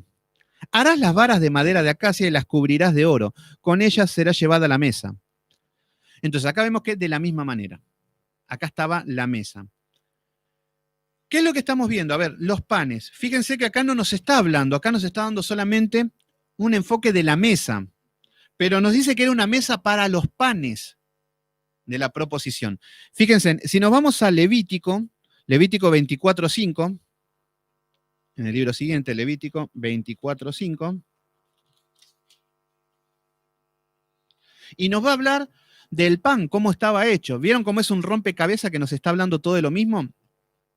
Entonces acá dice el pan de la proposición. Acá ya tenemos la mesa, que representa la comunión. Y ahora el pan. No era como uno quería, ¿eh? No era que, bueno, la receta de la nona, le sale bien el pan y lo hacemos como queremos. No. El Señor le establece todo. Versículo número 5. Tomarás flor de harina y cocerás en ella 12 tortas 12 piezas de pan, recuerden que una para cada, representaba cada tribu. También nos habla, el número 12 hablaba del gobierno religioso, digamos. Dios en el medio de su pueblo, en el sistema religioso. Ahora les explico bien, pero vamos a leer un poquito el pan. Entonces, tomarás flor de harina, cocerás de ella 12 tortas. Cada torta será de 2 décimas de efa. Fíjense la precisión, esto era toda una ley, esto era la ley ceremonial. Fíjense todo lo que está abolido en Cristo. Imagínense nosotros, que yo a veces no como pan para no ir a comprar y imagínense si tenemos que hacer todas estas cosas para cumplir la ley. Gracias a Dios que vino Cristo. Entonces, versículo número 6. Y pondrás en ellas 2 hileras, 6 de cada hilera, sobre la mesa limpia delante de Jehová. ¿Qué es lo que está diciendo? Acá está la mesa, que habíamos dicho con las 2 barras. Y van a haber 12 piezas de pan. Entonces, 6 hileras por un lado y 6 hileras por el otro. Y de esto iban a comer los sacerdotes. Entonces, acá lo que nos dice, bueno, sigue, pero no quiero ir más allá, pero o sea que acá simplemente nos dice de que no era cualquier pan, no era lo que se le ocurría al hombre, no, como Dios establecía. Entonces, ¿qué es lo que representaba esto? ¿Quién es el pan? ¿Quién iba a alimentar a los sacerdotes? Cristo. Cristo vino y dijo, yo soy el pan de vida. Entonces, ¿qué es lo que estamos viendo ahora? Estamos viendo que ya tenemos la mesa con los panes. Versículo número 29. Harás también sus platos. Hay de todo. ¿Se entiende? Hay utensilios, hay cubiertos. Harás sus platos, sus cucharas, sus cubiertas, sus tazones. ¿Con qué libará de oro fino? Los hará. No entendemos nada, ¿no? Bueno, todo esto tiene un significado. Por ejemplo, acá tenemos cubierto. Por un lado tenemos platos. El pan, ¿a dónde va a ir? Arriba de un plato. Buenísimo. Hasta acá estamos bien, donde va apoyado el pan. Las cucharas, acá estas cucharas nos hablaba de un incienso. Acá nos hablaba de una libación. ¿Qué es una libación? Hablaba, por ejemplo, cuando Jacob estuvo en, donde era en Betel, creo que era así, que pone una roca y la ungió con aceite. Bueno, esto hablaba de una libación, como de una unción o como algo. Bueno, acá también nos habla de que con esta cuchara hablaba de que sus tazones con las que libará, esto por eso habla de libaciones, tenía que ver con un incienso, con había muchos aromas y todas esas cosas que tenía que ver con este método. Entonces, acá vemos que solamente los sacerdotes podían comer, y en el versículo 30 dice, y pondrás sobre la mesa el pan. Entonces, ¿qué es lo que tenemos acá? La mesa, que representa la comunión de Dios con el pueblo, y ya tenemos el alimento. La mesa está servida. El pueblo se tenía que alimentar. Entonces, lo que estamos viendo es otro enfoque. Cristo dijo, yo soy el pan, yo soy el camino, yo soy la vida. Estamos viendo ahora el alimento, el maná que caía del cielo, que alimentaba al pueblo, y ahora estamos viendo lo mismo. Jesús está en todo, ¿se entiende? Por eso nosotros hablamos de una Biblia con un enfoque cristocéntrico, que todo habla de Cristo. Y no es que estamos tratando de que encaje, no, este es un libro que es sobrenatural. Entonces, hablamos de que el pan de la proposición delante de mí continuamente. Entonces, acá vemos que Dios le dio estos principios, le estableció esto y lo debían cumplir. Ahora vamos a ver que enfrente, en el lugar santo, recuerden que la mesa de los panes estaba en el lugar santo. En el lugar santísimo solamente estaba el arca, que era el último compartimiento, y ahora lo que teníamos es el alimento, la mesa de los panes de proposición, y enfrente tenía lo que es el candelero. El candelero es lo que vemos que siempre está en el pueblo de Israel, que hay una que tiene como 7 llamas, que parecen como 7 velas. Bueno, ese es el candelero. Muchas veces decimos, ¿para qué es? ¿Qué significa? Y hasta lo vemos y parece recontra hebreo, recontra judío. Yo no tengo nada que ver con eso. Bueno, vamos a ver qué es lo que significa, qué es lo que es eso. ¿Y para qué servía? ¿Y qué es lo que representa hoy ese candelero? ¿Quién es ese candelero? Eso es lo interesante. Entonces, ¿vieron que nos viene hablando de Cristo? Acá nos está hablando del alimento para el pueblo en el lugar santo. Y fíjense lo que dice en el versículo 31, del candelero de oro. Dice, harás además un candelero de oro puro, el otro era oro fino, labrado a martillo, nuevamente artesanos, labrado a martillo, Se hará el candelero, su pie, su caña, sus copas, sus manzanas, sus flores, serán de lo mismo. Bueno, yo sé que acá confunde, pero bueno, lo primero que dice es que, primero su caña, está hablando de una vara, como una caña, que eran, hagan de cuenta que eran siete velas. Primero hay una vela entera, que es la que está en el medio. Y pegadas tenía que haber 3 de un lado y 3 del otro, 3 velas al costado. Así era como estaba formado el candelero. Entonces dice que hará su pie, o sea que primero tiene que hacer una base, que es acá donde iba el aceite para prender las velas, para las luces. Entonces dice, el candelero, su pie, su caña, que es la vara principal, el centro, sus copas y sus manzanas y sus flores serán de lo mismo. Bueno, acá nos habla de que de cada una de de estas velas, digamos, de estas luces, de estos brazos del candelero, nos habla de que tenía, nos habla de manzanas, de copas, cada una tenía como una forma, de una manzanita, de una copa, algo así era para que lo vayan entendiendo. Y con flores también. Parece todo dice, pero todo esto lo tenía que ser labrado a martillo y en una sola pieza. Entonces, qué tema, ¿eh? Había que hacerlo todo, porque a veces decimos, bueno, lo encajamos así, lo armamos, no, tenía que hacerlo todo con una sola pieza. Fíjense lo que nos dice en el versículo 32. Y saldrán 6 brazos de sus lados, o sea que habían 6 brazos y uno en el medio. El del medio era una caña recta. Ya me supongo que se fueron todos, ¿no? O si están conectados deben estar comiendo, mirando Los Simpsons, me imagino. Espero que estén ahí todo bien. Veo que están ahí, que estamos remando con esto, pero bueno, pidámosle al Señor que nos revele, o por lo menos los principios básicos. Bueno, saldrán 6 brazos de sus lados, 3 brazos del candelero a un lado y 3 brazos al otro. Entonces, esta es la imagen de un candelero, lo que ya vemos, con esta, que es de oro, y todo de una sola pieza. ¿Qué es lo que debemos entender? Lo que estaba representando y lo que estaba mostrando no era Cristo ahora, ¿eh? Ahora no es Cristo. En parte sí, en parte no. Lo que nos habla el candelero era de que primero lo tenían que llenar de aceite y por 24 horas tenían que estar prendidas las 7 lámparas. Recuerden que en el lugar santo era un lugar oscuro. No había luz porque estaba todo cerrado, era como una especie de carpa. Y ahí estaba la mesa de los panes y el candelero que alumbraba todo. Y también había un incienso, que era un olor fragante, un olor grato. Entonces, este candelero lo que hacía era iluminar. ¿Se entiende? Iluminar. Entonces, vino un hombre y dijo en Juan 8:2, yo soy la luz del mundo. Por eso, lo que hablamos es que, si bien todo el candelero no es Cristo, Cristo representa la llama que está en el medio. Él está en el medio, es esta caña que estaba en el medio, la luz que está en el centro. Esto representa a Cristo, la luz del mundo. Y los 3 brazos que había al costado, a la derecha, y 3 a la izquierda, esto representa a la iglesia. ¿Se entiende? Estos somos nosotros. Entonces, lo que representaba era de que estos brazos tenían que ser de una sola pieza.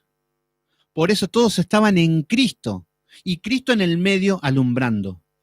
Y al mismo tiempo nosotros, que somos la iglesia, debemos ser luz. Nosotros debemos alumbrar.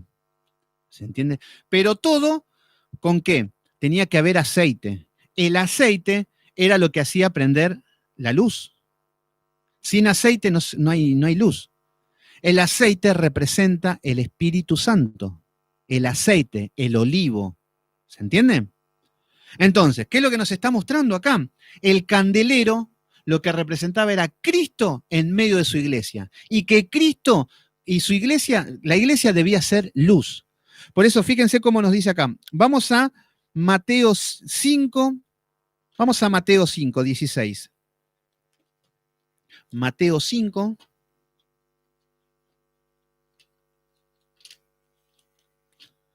Mateo 5.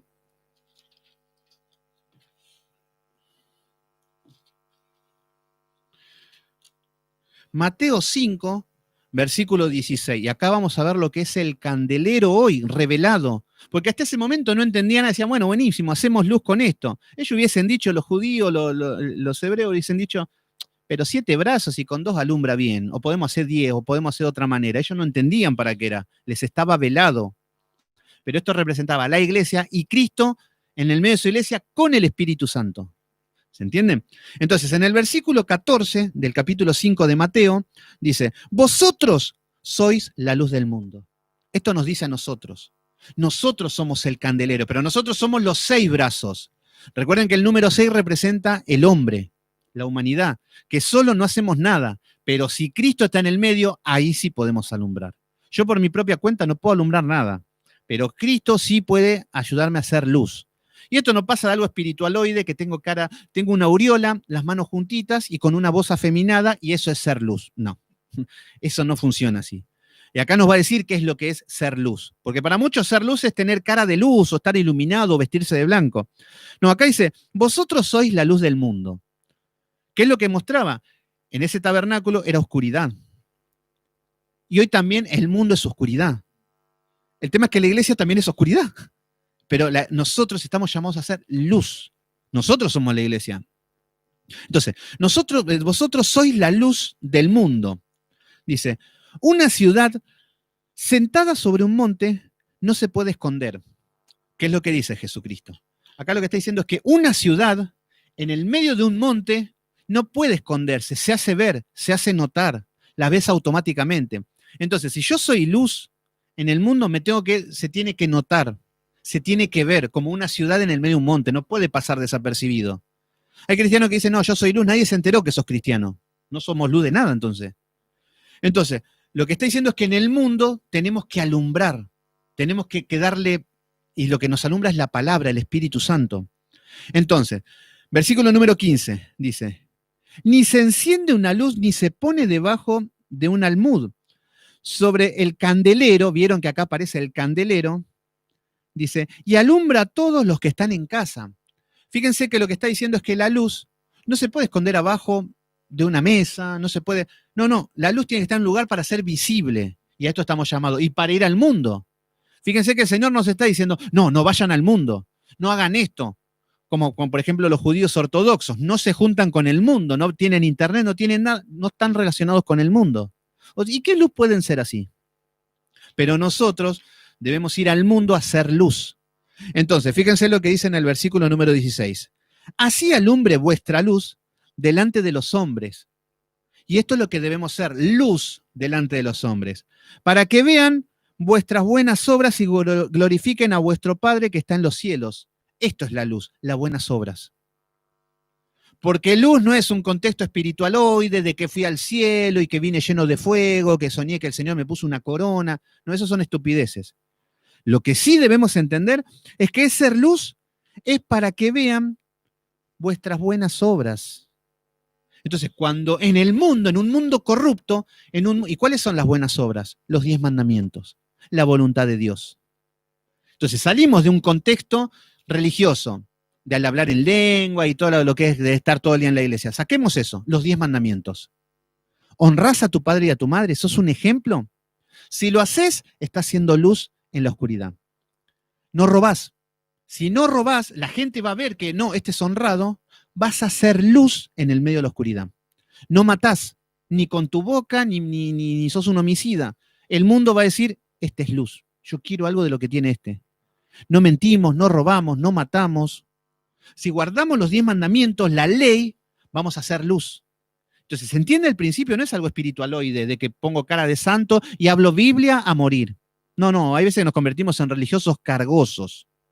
Entonces, acá nos está diciendo que esta es la luz y esta es la iglesia.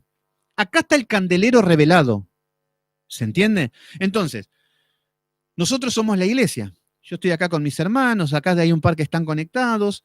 Somos la iglesia. O sea que somos los 6 candeleros, somos las 6 lámparas. Solos no podemos alumbrar nada, pero Cristo está en el medio de nosotros. Entonces, Cristo y a través del aceite, que es el Espíritu Santo, es lo que nos hace ser luz, lo que nos da fuerzas para guardar la ley, para obedecer los mandamientos, para caminar en su voluntad. ¿Se entiende? Entonces, ¿Qué es lo que representaba el candelero en el tabernáculo? La iglesia de Cristo. ¿Se entiende? El pueblo de Dios siendo luz en el medio de la oscuridad. Por eso la iglesia es de oro. Está hablando de que Dios está en la iglesia. Y por eso estaba hablando de que no era de madera y de oro. No, no, no. La iglesia era todo de oro. Y el Espíritu Santo el aceite. Entonces, fíjense cómo siguen. Entonces, Pedrito querido, ¿cómo andas? ¿Todo bien? Entonces, fíjense que nos habla de que saldrán 6 brazos de sus lados, 3 brazos del candelero a un lado y 3 brazos al otro lado. 3 copas en forma de flor de almendro en un brazo, una manzana y una flor. Bueno, acá lo que nos representa es que cada brazo tenía que tener una copa y una flor y flor de almendro. ¿Qué tema? Bueno, cuando hablábamos de la flor de almendro era una flor blanca que representa la pureza, que representa la santidad. Las manzanas representan los frutos. La iglesia debe dar frutos. Por eso decimos una manzana, wow, en Apocalipsis, qué sé yo, no, frutos. ¿Se entiende? Entonces, por ahí, si buscamos, vamos a encontrar algún significado más, porque esto es eterno. Yo acá le estoy dando solamente un vistazo por encima, pero si nos ponemos, yo me pongo a estudiar más y me va a revelar más el Señor, porque es eterno esto. Pero acá estamos viendo algo para entender un poquito varias cosas. Entonces, versículo número 34. Y en la caña central del candelero, este es Jesucristo. Este es Jesucristo. En la caña central del candelero, 4 copas en forma de flor de almendro y en sus manzanas y sus flores. Entonces, acá vemos que para la iglesia es un deber tener frutos. Entonces, nosotros cuando tenemos frutos y tenemos obras, ahí somos luz. Cuando cumplimos con los mandamientos, cuando estamos teniendo frutos y los frutos del Espíritu Santo, ahí está la iglesia. Ahí estamos siendo luz y ahí estamos alumbrando en un mundo de tinieblas. Pero como esto también se puede apagar, pasa lo que ha pasado hoy, que la iglesia desaparece. Y el mundo toma las riendas y hace lo que se le antoja. Por eso el aborto es tan fuerte, por eso el matrimonio homosexual, por eso tanta violencia, por eso los políticos hacen lo que quieren. Porque no hay luz, no hay control. En el medio del caos, en el medio de la oscuridad, todos los satánicos se divierten, la pasan bien, porque no tiene algo en contra. Versículo número 36. Versículo 35. Habrá una manzana debajo de los 2 brazos del mismo, una manzana debajo de los otros brazos del mismo y otra manzana debajo de los otros brazos del mismo, para así los 6 brazos que salen del candelero. Bueno, acá de cada bracito, manzanita. No se hagan muchos problemas por esto, porque a veces nos confundimos y no nos deja continuar. Versículo 34. Sus manzanas y sus brazos serán de una pieza. ¿Vieron? Debemos ser uno con Cristo, una unidad. Jesucristo nos dice en Juan 15:15, sin mí nada podéis hacer. ¿Se entiende? Entonces nosotros debemos estar con Cristo pegado en una sola pieza. No con un pie en el mundo, en una sola pieza unidos a Cristo. Y que su Espíritu Santo es lo que nos va a hacer alumbrar. Entonces, luego dice, todo ello en una pieza labrado a martillo de oro puro. Esta es la iglesia, ¿se entiende? A martillo, labrado. Versículo 37. Y le haréis 7 lamparillas, las cuales encenderás para que alumbren hacia adelante. Fíjense, tenía que estar encendida 24 horas en el día de reposo. Y acá nos dice que tenía que tener 7 lamparillas. Claro, tenía que tener 7 llamas. Estos son los que son las velas de este candelero. Para que alumbren hacia adelante. Tenía una parte que era el frente y debían alumbrar hacia adelante. Esto es lo que nos habla el Evangelio. Las buenas nuevas, que predicamos las buenas nuevas y mirando hacia adelante. Esto es lo que nos dice Cristo hacia adelante, el arca. Entonces se entiende con una visión, con esperanza, con una visión del reino. De esto se tiene que hablar. Por eso somos nuevas criaturas y no podemos estar mirando el pasado. No podemos estar predicando siempre del pasado. Del problema, cuando el Señor te sacó. Sí, ya está, ya te sacó. Pero sí, ahora, ¿qué es lo que quiere el Señor ahora para mí en el futuro? ¿Se entiende? O sea que de esto nos habla. Versículo número 38. También sus despabiladeras y sus platillos de oro puro. Versículo 39. Un talento de oro fino lo harás con estos utensilios. Mira, hazlo conforme al modelo que te ha sido mostrado en el monte. Fíjense cómo el Señor le dice a Moisés que lo haga al modelo como lo hizo en el monte. Fíjense que el Señor en su adoración, en su templo, en su día, Él establece las normas, Él establece las leyes. Hoy vamos a las iglesias, no, el hombre lo dejamos a cómo amanece el hombre. Hoy tengo ganas de hacer teatro, bueno, hagamos teatro. Hoy quiero bailar. ¿Se entiende lo ridículo que vemos ahora en la iglesia cuando estamos viendo el carácter de Dios? Está bien que el Señor no nos pide estas cosas. No dice, no, anda con un martillo a la iglesia, a labrar, hacerte... No, no, no, no nos viene con estas cosas porque no estamos bajo la ley. Pero sí que todo esto tiene una representación espiritual del carácter de Dios. ¿Se entiende? Entonces, 30 minutos. Yo tenía ganas de ir a Apocalipsis. Vamos a ver un poquito Apocalipsis para que veamos el candelero. Y con este enfoque. Entonces, ¿el candelero qué es? La iglesia. Cristo en el medio, y el aceite que le daba la luz al candelero era el Espíritu Santo. Entonces acá tenemos un utensilio nada más, acá tenemos un candelero, pero que representaba más. Vamos a Apocalipsis capítulo 11. Apocalipsis capítulo... A ver qué se...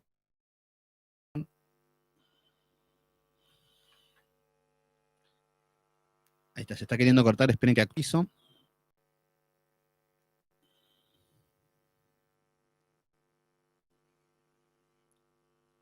Esperen un segundito para que se actualice y que no se pierda ninguna información, porque un poquito que perdemos y son temas delicados. Fíjense que nos metimos en doctrina ya, nos metimos en...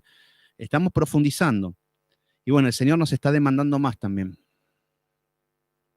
Bueno, en Apocalipsis capítulo 10, recuerden que Apocalipsis es un libro simbólico. Lo que vemos acá son símbolos. Y que nos va a hablar de lo mismo, lo sacamos de la misma Biblia, no es que lo sacamos de YouTube, lo sacamos de un horóscopo, de la revista Muy Interesante.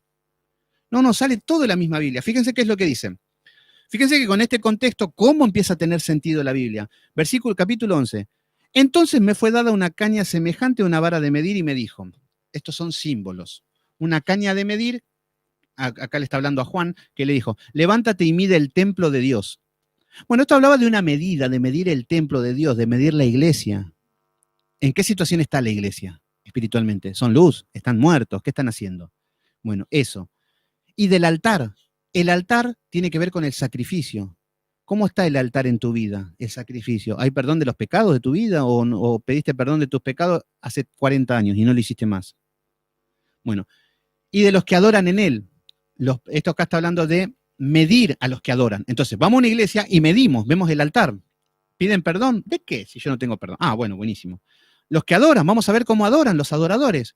Y bailamos, danzamos, vomitamos, hablamos en la lengua que quiere. Ah, buenísimo. Esto es lo que viene a medir el Señor. Cuando vemos toda la excelencia, toda la santidad que había en el Antiguo Testamento con lo que era la adoración, al ver lo que es hoy, el Señor va a venir a medir. Y todo conforme a las Escrituras, no conforme a mi corazón cómo siente. No, por mi corazón siempre se siente bonito. El tema es conforme a las Escrituras. Entonces nos dice en el versículo número 2. Pero el patio que está afuera, acá está hablando del atrio, que representa, acá ya la parte espiritual, representa el atrio, que recuerden que en el atrio, en el tabernáculo, entraban gentiles, podía entrar cualquiera. O sea que a la iglesia hay muchos gentiles impíos que viven en el mundo. Entonces, pero en el patio que está afuera del templo, déjalo aparte, no lo midas. ¿Por qué? Porque ha sido entregado a los gentiles. Estos son los impíos. Las iglesias están tomadas por impíos. Los pastores son los principales impíos muchas veces. Y ellos hollarán la ciudad santa. Ellos son los que meten las herejías. Ellos son los que hacen un ridículo de la iglesia. Ellos son los que han cerrado la Biblia. Los gentiles, los que están en el atrio. Entonces, en la iglesia tenemos gente que son del atrio, que no son salvos, pero están en la iglesia. Entonces, y acá lo está diciendo el Señor, medí el altar, medí los adoradores, que estos son los que sería el pueblo de Dios, pero los que están afuera, ni los midas porque están perdidos ya. Ellos hollarán la ciudad santa. Vayan a la iglesia, están con la risa santa. Son estos impíos que están hollando la iglesia. Se están burlando, están blasfemando, están contando chistes, están alentando a cerrar la Biblia, a hacer promiscuos sexuales, a hacer progres. ¿Se entiende? Entonces, de esto nos está hablando de que ellos hollarán la ciudad santa 42 meses. Bueno, acá está hablando un tiempo, no está hablando de matemáticamente. Esto es lo que no entienden. Y acá, esto es lo que les quería decir. Versículo número 3. Fíjense cómo leemos ahora Apocalipsis y vemos cómo tenemos los símbolos. Ya dijimos que el candelero es la iglesia, que es Cristo en el medio de su iglesia, que somos luz, ya el Señor nos dijo en Mateo 5, y que el aceite es el Espíritu Santo. Entonces, fíjense qué es lo que dice. Y daré a mis dos testigos, acá está hablando de dos testigos, acá está hablando dos testigos que profeticen. Profetizar es hablar de la palabra escrita, no adivinar el futuro. Entonces, daré a mis dos testigos, entonces acá está hablando de dos testigos, que es un ejemplo, de que van a haber dos testigos que profeticen 1260 días vestidos de cilicio. Bueno, los días es desde la primera venida de Cristo hasta la segunda. Lo que nos dice es que van a haber dos testigos que van a profetizar, que van a predicar. Entonces, acá en el versículo 4 nos dice quiénes son los testigos. Estos testigos son los dos olivos. ¿Qué dijimos que iban a ser los dos olivos? El olivo, ¿qué sería el aceite? El Espíritu Santo. Entonces, lo que iban a testificar y que iban a predicar iba a ser el Espíritu Santo. Pero el Espíritu Santo como un ente que va a entrar y que los va a incorporar. No, no, no. Los dos olivos y los dos candeleros. Acá está hablando del candelero de la iglesia. O sea que, en el medio del mundo, de la oscuridad, ¿quién iban a predicar la palabra de Dios? La iglesia, nosotros que somos la iglesia, con el Espíritu Santo. Estos son los dos testigos. ¿Se entiende? Esto es lo que nos estaba representando el candelero con el aceite y con lo que es el candelero. Fíjense qué es lo que hacen. Entonces, acá lo que tenemos es el Evangelio. El Evangelio es predicado a través de la iglesia, a través de nosotros. El Evangelio tiene su poder a través del Espíritu Santo, de su palabra. Y fíjense qué es lo que hace el predicar el Evangelio. Fíjense qué es lo que dice. ¿Alguno que quiere dañarlo? Si alguno quiere dañar a la iglesia, quiere dañar al Espíritu Santo, sale fuego de la boca de ellos, de los que predican. Pero esto no es para hacer un show pentecostal. No, no, no. El que sale fuego de la boca significa de que yo, cuando leo la palabra de Dios, los demonios se queman, huyen cuando la persona va recibiendo. El Espíritu Santo es el que está haciendo esta obra. Entonces, si alguno quiere dañarlos, sale fuego de la boca de ellos y devora a sus enemigos. ¿Quiénes son los enemigos? Los demonios, Satanás, la oscuridad. Entonces, cuando predicamos el Evangelio, los enemigos huyen. Los enemigos salen corriendo ante el nombre de Jesús, pero por la palabra, no porque decimos en el nombre de Jesús nada más. Entonces, devora a sus enemigos y si alguno quiere hacerle daño, debe morir de la misma manera. Entonces, si alguno quiere atacar a la iglesia, si alguno quiere atacar al Espíritu Santo, los demonios quieren atacar, pero van a morir de la misma manera. Eso es lo que hace la palabra, te mata a los demonios, hace huir. Cuando uno acepta la palabra, obedece, los demonios tienen que huir. Y esto es lo que nos está hablando el candelero, la iglesia. Nosotros somos el candelero, nosotros somos la luz del mundo. ¿Se entienden? Entonces, versículo número 6. Estos tienen poder. Fíjense el poder que tiene el Evangelio. El poder de salvar almas, de arrebatarlas del infierno y que vayan al cielo. Estos tienen poder para cerrar los cielos. Fíjense, acá está representando de que cuando a través del Evangelio los cielos se cierran o se abren. ¿Se entiende? Entonces, estos tienen poder de cerrar los cielos. Dice, a fin de que no lluevan en los días de su profecía. Acá está hablando de la autoridad de la palabra. Entonces, y tienen poder sobre las aguas que se conviertan en sangre. Acá está dando un ejemplo subjetivo de la autoridad de la palabra de Dios, del poder que tiene la palabra de Dios.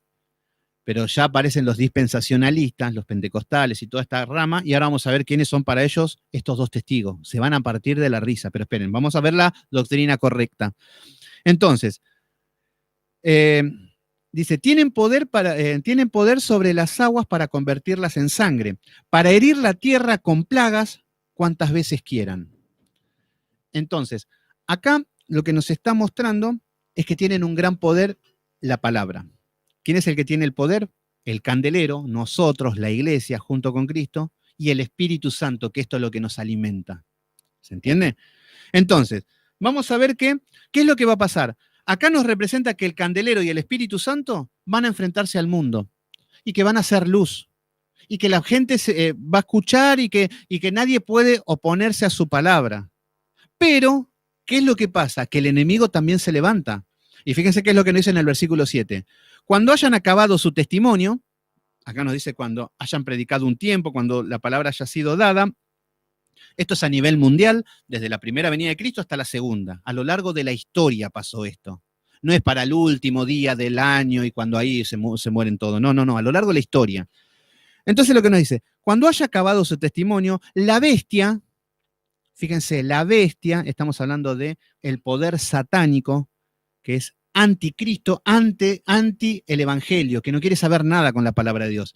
Las personas que no quieren saber nada con el evangelio, Satanás, acá los representa como una bestia. Entonces dice, la bestia que sube del abismo hará guerra contra ellos. Esto es, vayan a predicar el evangelio y van a ver el poder de la bestia, cómo va a venir a tocarlos. Hablen que la homosexualidad está mal y van a ver el poder de la bestia. Prediquen el evangelio, que hay salvación, y van a ver cómo viene la bestia, tanto en las iglesias apóstatas como en el mundo. Esa es la bestia que viene a hacer guerra contra la iglesia y contra el Espíritu Santo. ¿Se entiende un poquito? Entonces, acá vemos que sube la bestia del abismo y hará guerra contra ellos. O sea que va a hacer guerra contra quién? Contra la iglesia. ¿Contra quién son los ataques? Contra la iglesia. Le atacan desde adentro de la iglesia con los falsos pastores, le atacan desde afuera con los gobiernos y los políticos. Pero la palabra cuando deja de ser predicada va a pasar esto. Entonces, la bestia va a hacer guerra contra el candelero, contra la iglesia, contra el Espíritu Santo, y los vencerá. Y los matará. ¿Qué es lo que significa esto? ¿No será que hoy estamos en guerra? La iglesia está en guerra contra la bestia, contra el poder satánico. ¿Y Satanás ha matado la iglesia? ¿Ha matado la palabra de Dios? Que la Biblia no se lea, que solamente se cuenten cuentos, que se cuenten chistes. Entonces, al apagar la palabra, el candelero, la luz se apaga. ¿No será por eso que estamos en oscuridad? ¿No será por eso que estamos donde Satanás gobierna todos los medios y no hay un cristiano coherente con sentido común? En algún canal de televisión, en algún juzgado, en algún político que sea cristiano, ¿será que se apagó la luz? Bueno, esto es lo que nos está mostrando, que hoy el candelero está apagado, pero esto pasó a lo largo de la historia, en la época de la Inquisición, en la época, y esto pasó siempre, por eso no es para mi época y en el fin del mundo, no. Entonces, ¿qué es lo que dicen? Acá vemos que la bestia, el mundo, el poder del mundo, va a matar a la iglesia. Fíjense que ahora vuelven todos menos la iglesia con este virus. ¿Por qué? Vuelven todos menos la iglesia. Es que la iglesia ha sido un hazme reír. Se ha juntado a cantar, a bailar, a hacer el ridículo, a hacerse los payasos, y al no ser luz de nada, el Estado dice, a ustedes se quedan sin abrir la iglesia porque no sirven para nada. Se ha apagado la luz. ¿Se entiende? Entonces acá lo que dice es que la bestia hará guerra contra ellos y los vencerá. Así estamos. La iglesia está vencida y los matará. Hasta está muerta. No hay adoración en las iglesias. No hay culto. No hay palabra. No hay oración. No hay temor de Dios. La iglesia cree que sí, pero la Biblia nos dice que no. Y fíjense qué es lo que pasa. Luego de eso viene la apostasía.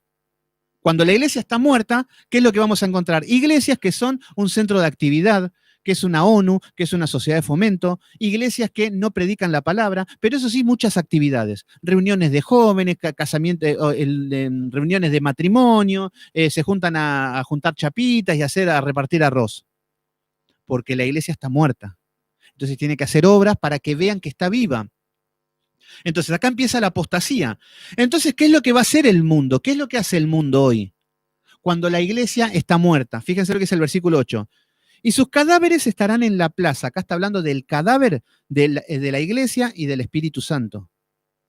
No está hablando de que el Espíritu Santo muere, pero está representando de que al no haber palabra, el Espíritu Santo no puede estar vivo.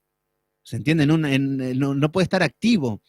Entonces, y sus cadáveres estarán en las plazas de la grande ciudad, que en sentido espiritual se llama Sodoma y Egipto. ¿No estamos en Sodoma con la inmoralidad sexual? ¿Y no estamos en Egipto con la opresión del faraón? Entonces, acá está representando el mundo actual, donde también nuestro Señor fue crucificado. ¿Qué es lo que va a pasar? Nos encontramos con que el mundo, la guerra, Satanás hizo guerra contra la iglesia y hoy encontramos todas las iglesias cerradas. Hoy encontramos que el evangelio no se predica. Hoy nos encontramos que se encuentran iglesias, pero en estados calamitosos espiritualmente. Entonces, al estar las iglesias cerradas, al estar la iglesia de Cristo muerta, que no hay palabra, que no hay testimonio, que no hay luz, que el Espíritu Santo no se mueve, no se salva a nadie, y las tinieblas se hacen más oscuras y se enseñorean. Entonces, ¿qué es lo que va a pasar? El mundo, con una iglesia muerta, fíjense el versículo 9, dice, y los de los pueblos, las tribus, lenguas y naciones, acá está viendo todo el mundo que ven que la iglesia está muerta, dice, verán sus cadáveres por 3 días y medio. Acá lo que está diciendo es que por un tiempo el mundo se va a reír de la iglesia. Ah, mirá la iglesia, se cerraron, no son testimonio de nada. Hoy el mundo se está riendo. Por más que abran las iglesias en esta cuarentena, el mundo se ríe, porque ven personas lelas, tontos, que se hacen los payasos, que están haciendo estupideces en las iglesias. Entonces el mundo se ríe. Ustedes vayan a cualquiera y díganle, yo soy evangélico. A mí me da vergüenza decir que soy evangélico. Porque van a decir, están todos locos ustedes. Y con justa razón, porque todas las iglesias están así. Yo soy católico. No, son todos violadores. Y con justa razón. ¿Se entiende? Entonces ahí vemos que la iglesia ha muerto. Entonces lo que vemos es que todas las naciones, los pueblos, todos, verán sus cadáveres. Van a querer que la iglesia esté ahí muerta. Va a querer que la iglesia se siga nombrando, pero para que vean lo muerta que está. ¿Dónde está tu Dios? ¿Dónde está esto? Ahí está la naturaleza del hombre.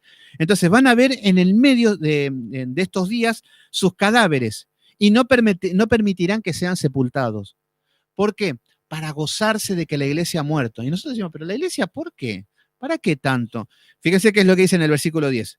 Los moradores de la tierra se regocijarán sobre ellos. Esto es lo que va a hacer el mundo cuando la iglesia esté como hoy, que está muerta.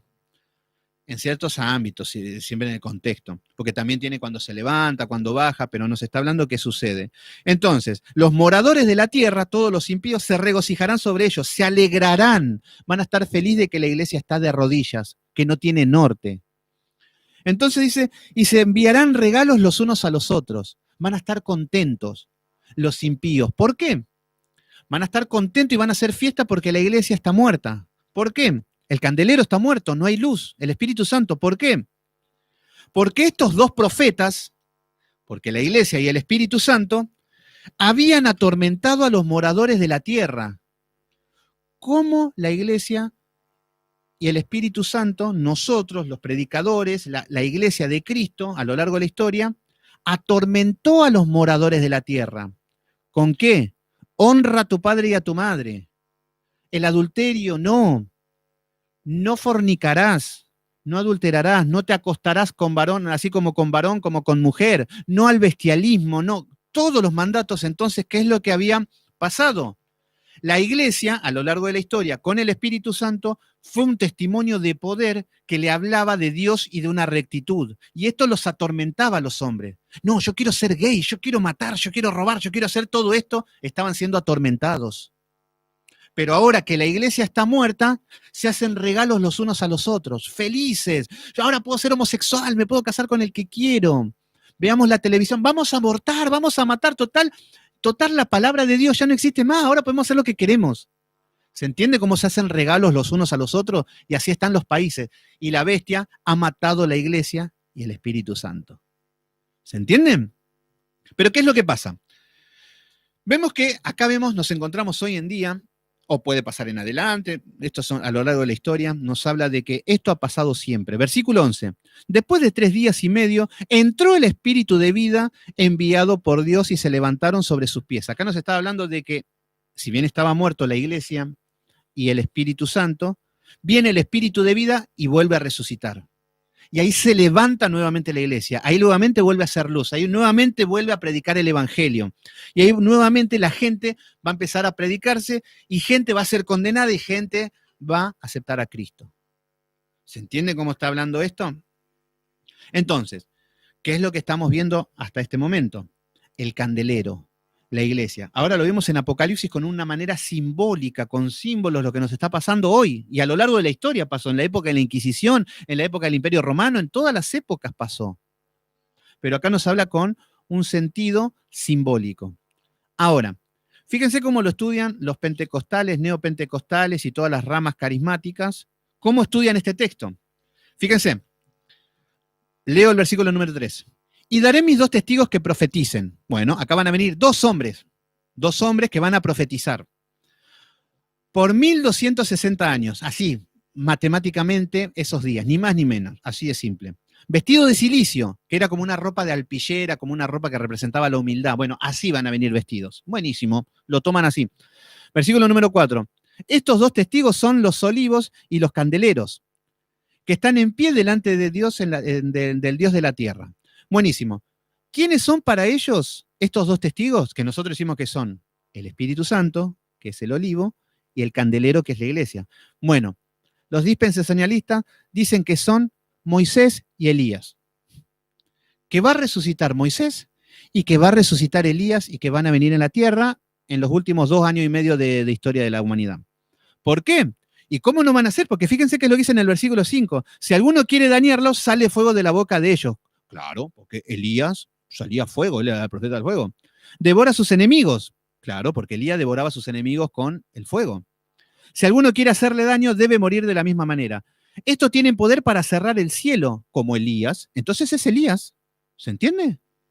Entonces, ¿cómo no va a ser Elías? ¿Cómo no va a resucitar Elías cuando vemos que es irracional al carácter de Dios que resucite a alguien que ya está muerto y que venga a la tierra y que haga un descontrol? Entonces, estos tienen poder para cerrar los cielos a fin de que no llueva por los días de su profecía. Bueno, este es Elías. Y tienen poder para que las aguas se conviertan en sangre. Este es Moisés. Acá está Moisés. Entonces, Moisés y Elías tienen que resucitar. ¿Quiénes son los 2 testigos? Elías y Moisés.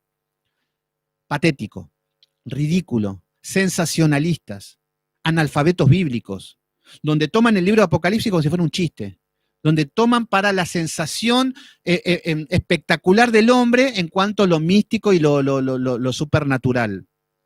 Entonces, nosotros vimos de manera simbólica cómo es la iglesia, pero acá vemos cómo el hombre corrompe todo y hace lo que quiere. Entonces, bueno, yo creo que llegamos hasta acá nada más. No sé para qué nos fuimos a Apocalipsis, pero está bueno repasarlo, ya lo habíamos estudiado.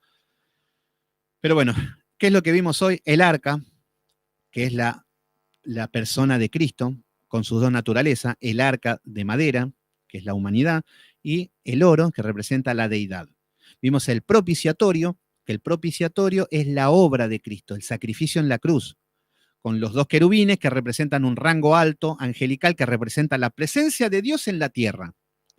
Luego habíamos visto la mesa de los panes de la proposición, que los panes representan el alimento de Cristo y la mesa representa la comunión de Cristo con nosotros, de Cristo con su pueblo de Israel. Es el mismo Dios, el mismo carácter. Y después el candelero, que es el pueblo de Dios siendo luz, dando testimonio del Dios vivo.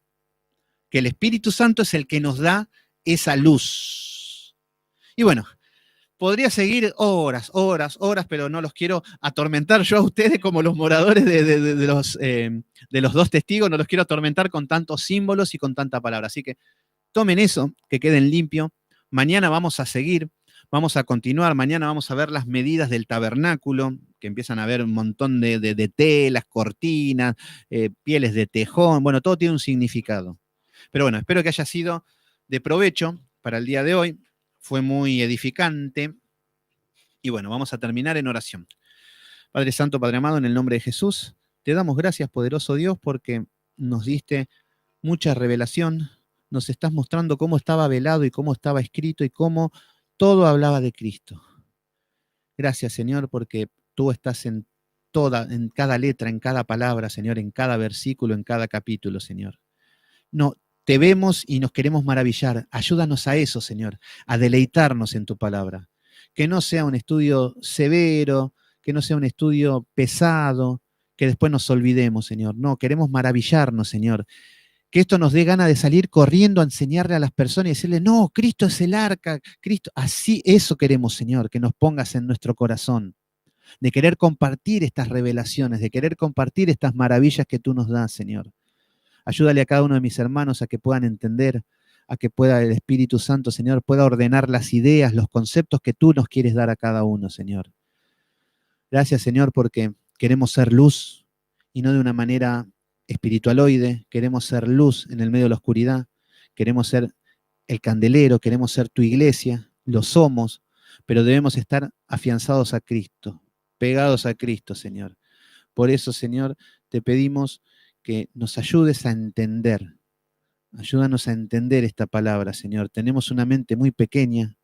Encima, la corrupción de nuestro pecado más pequeño nos hace, más insignificante. Por eso te pedimos que tengas misericordia de nosotros. Te pedimos que todo lo celestial, el poder que tienes de lo alto, Señor, ayudes a que entre en nuestra pequeña cabecita, Señor. Ten misericordia de tus hijos. Ten misericordia de tus pequeñitos, Señor. Te damos gracias, poderoso Dios, y mañana 19:30 horas, si tú quieres, continuaremos con el estudio. En el nombre poderoso de Jesús te decimos amén. Bueno, hemos terminado. Hemos terminado, así que los voy saludando. Mañana continuamos con el capítulo número 26. Vamos a ver las medidas del tabernáculo y bueno, vamos a ir viendo todo hasta entrar en Levítico.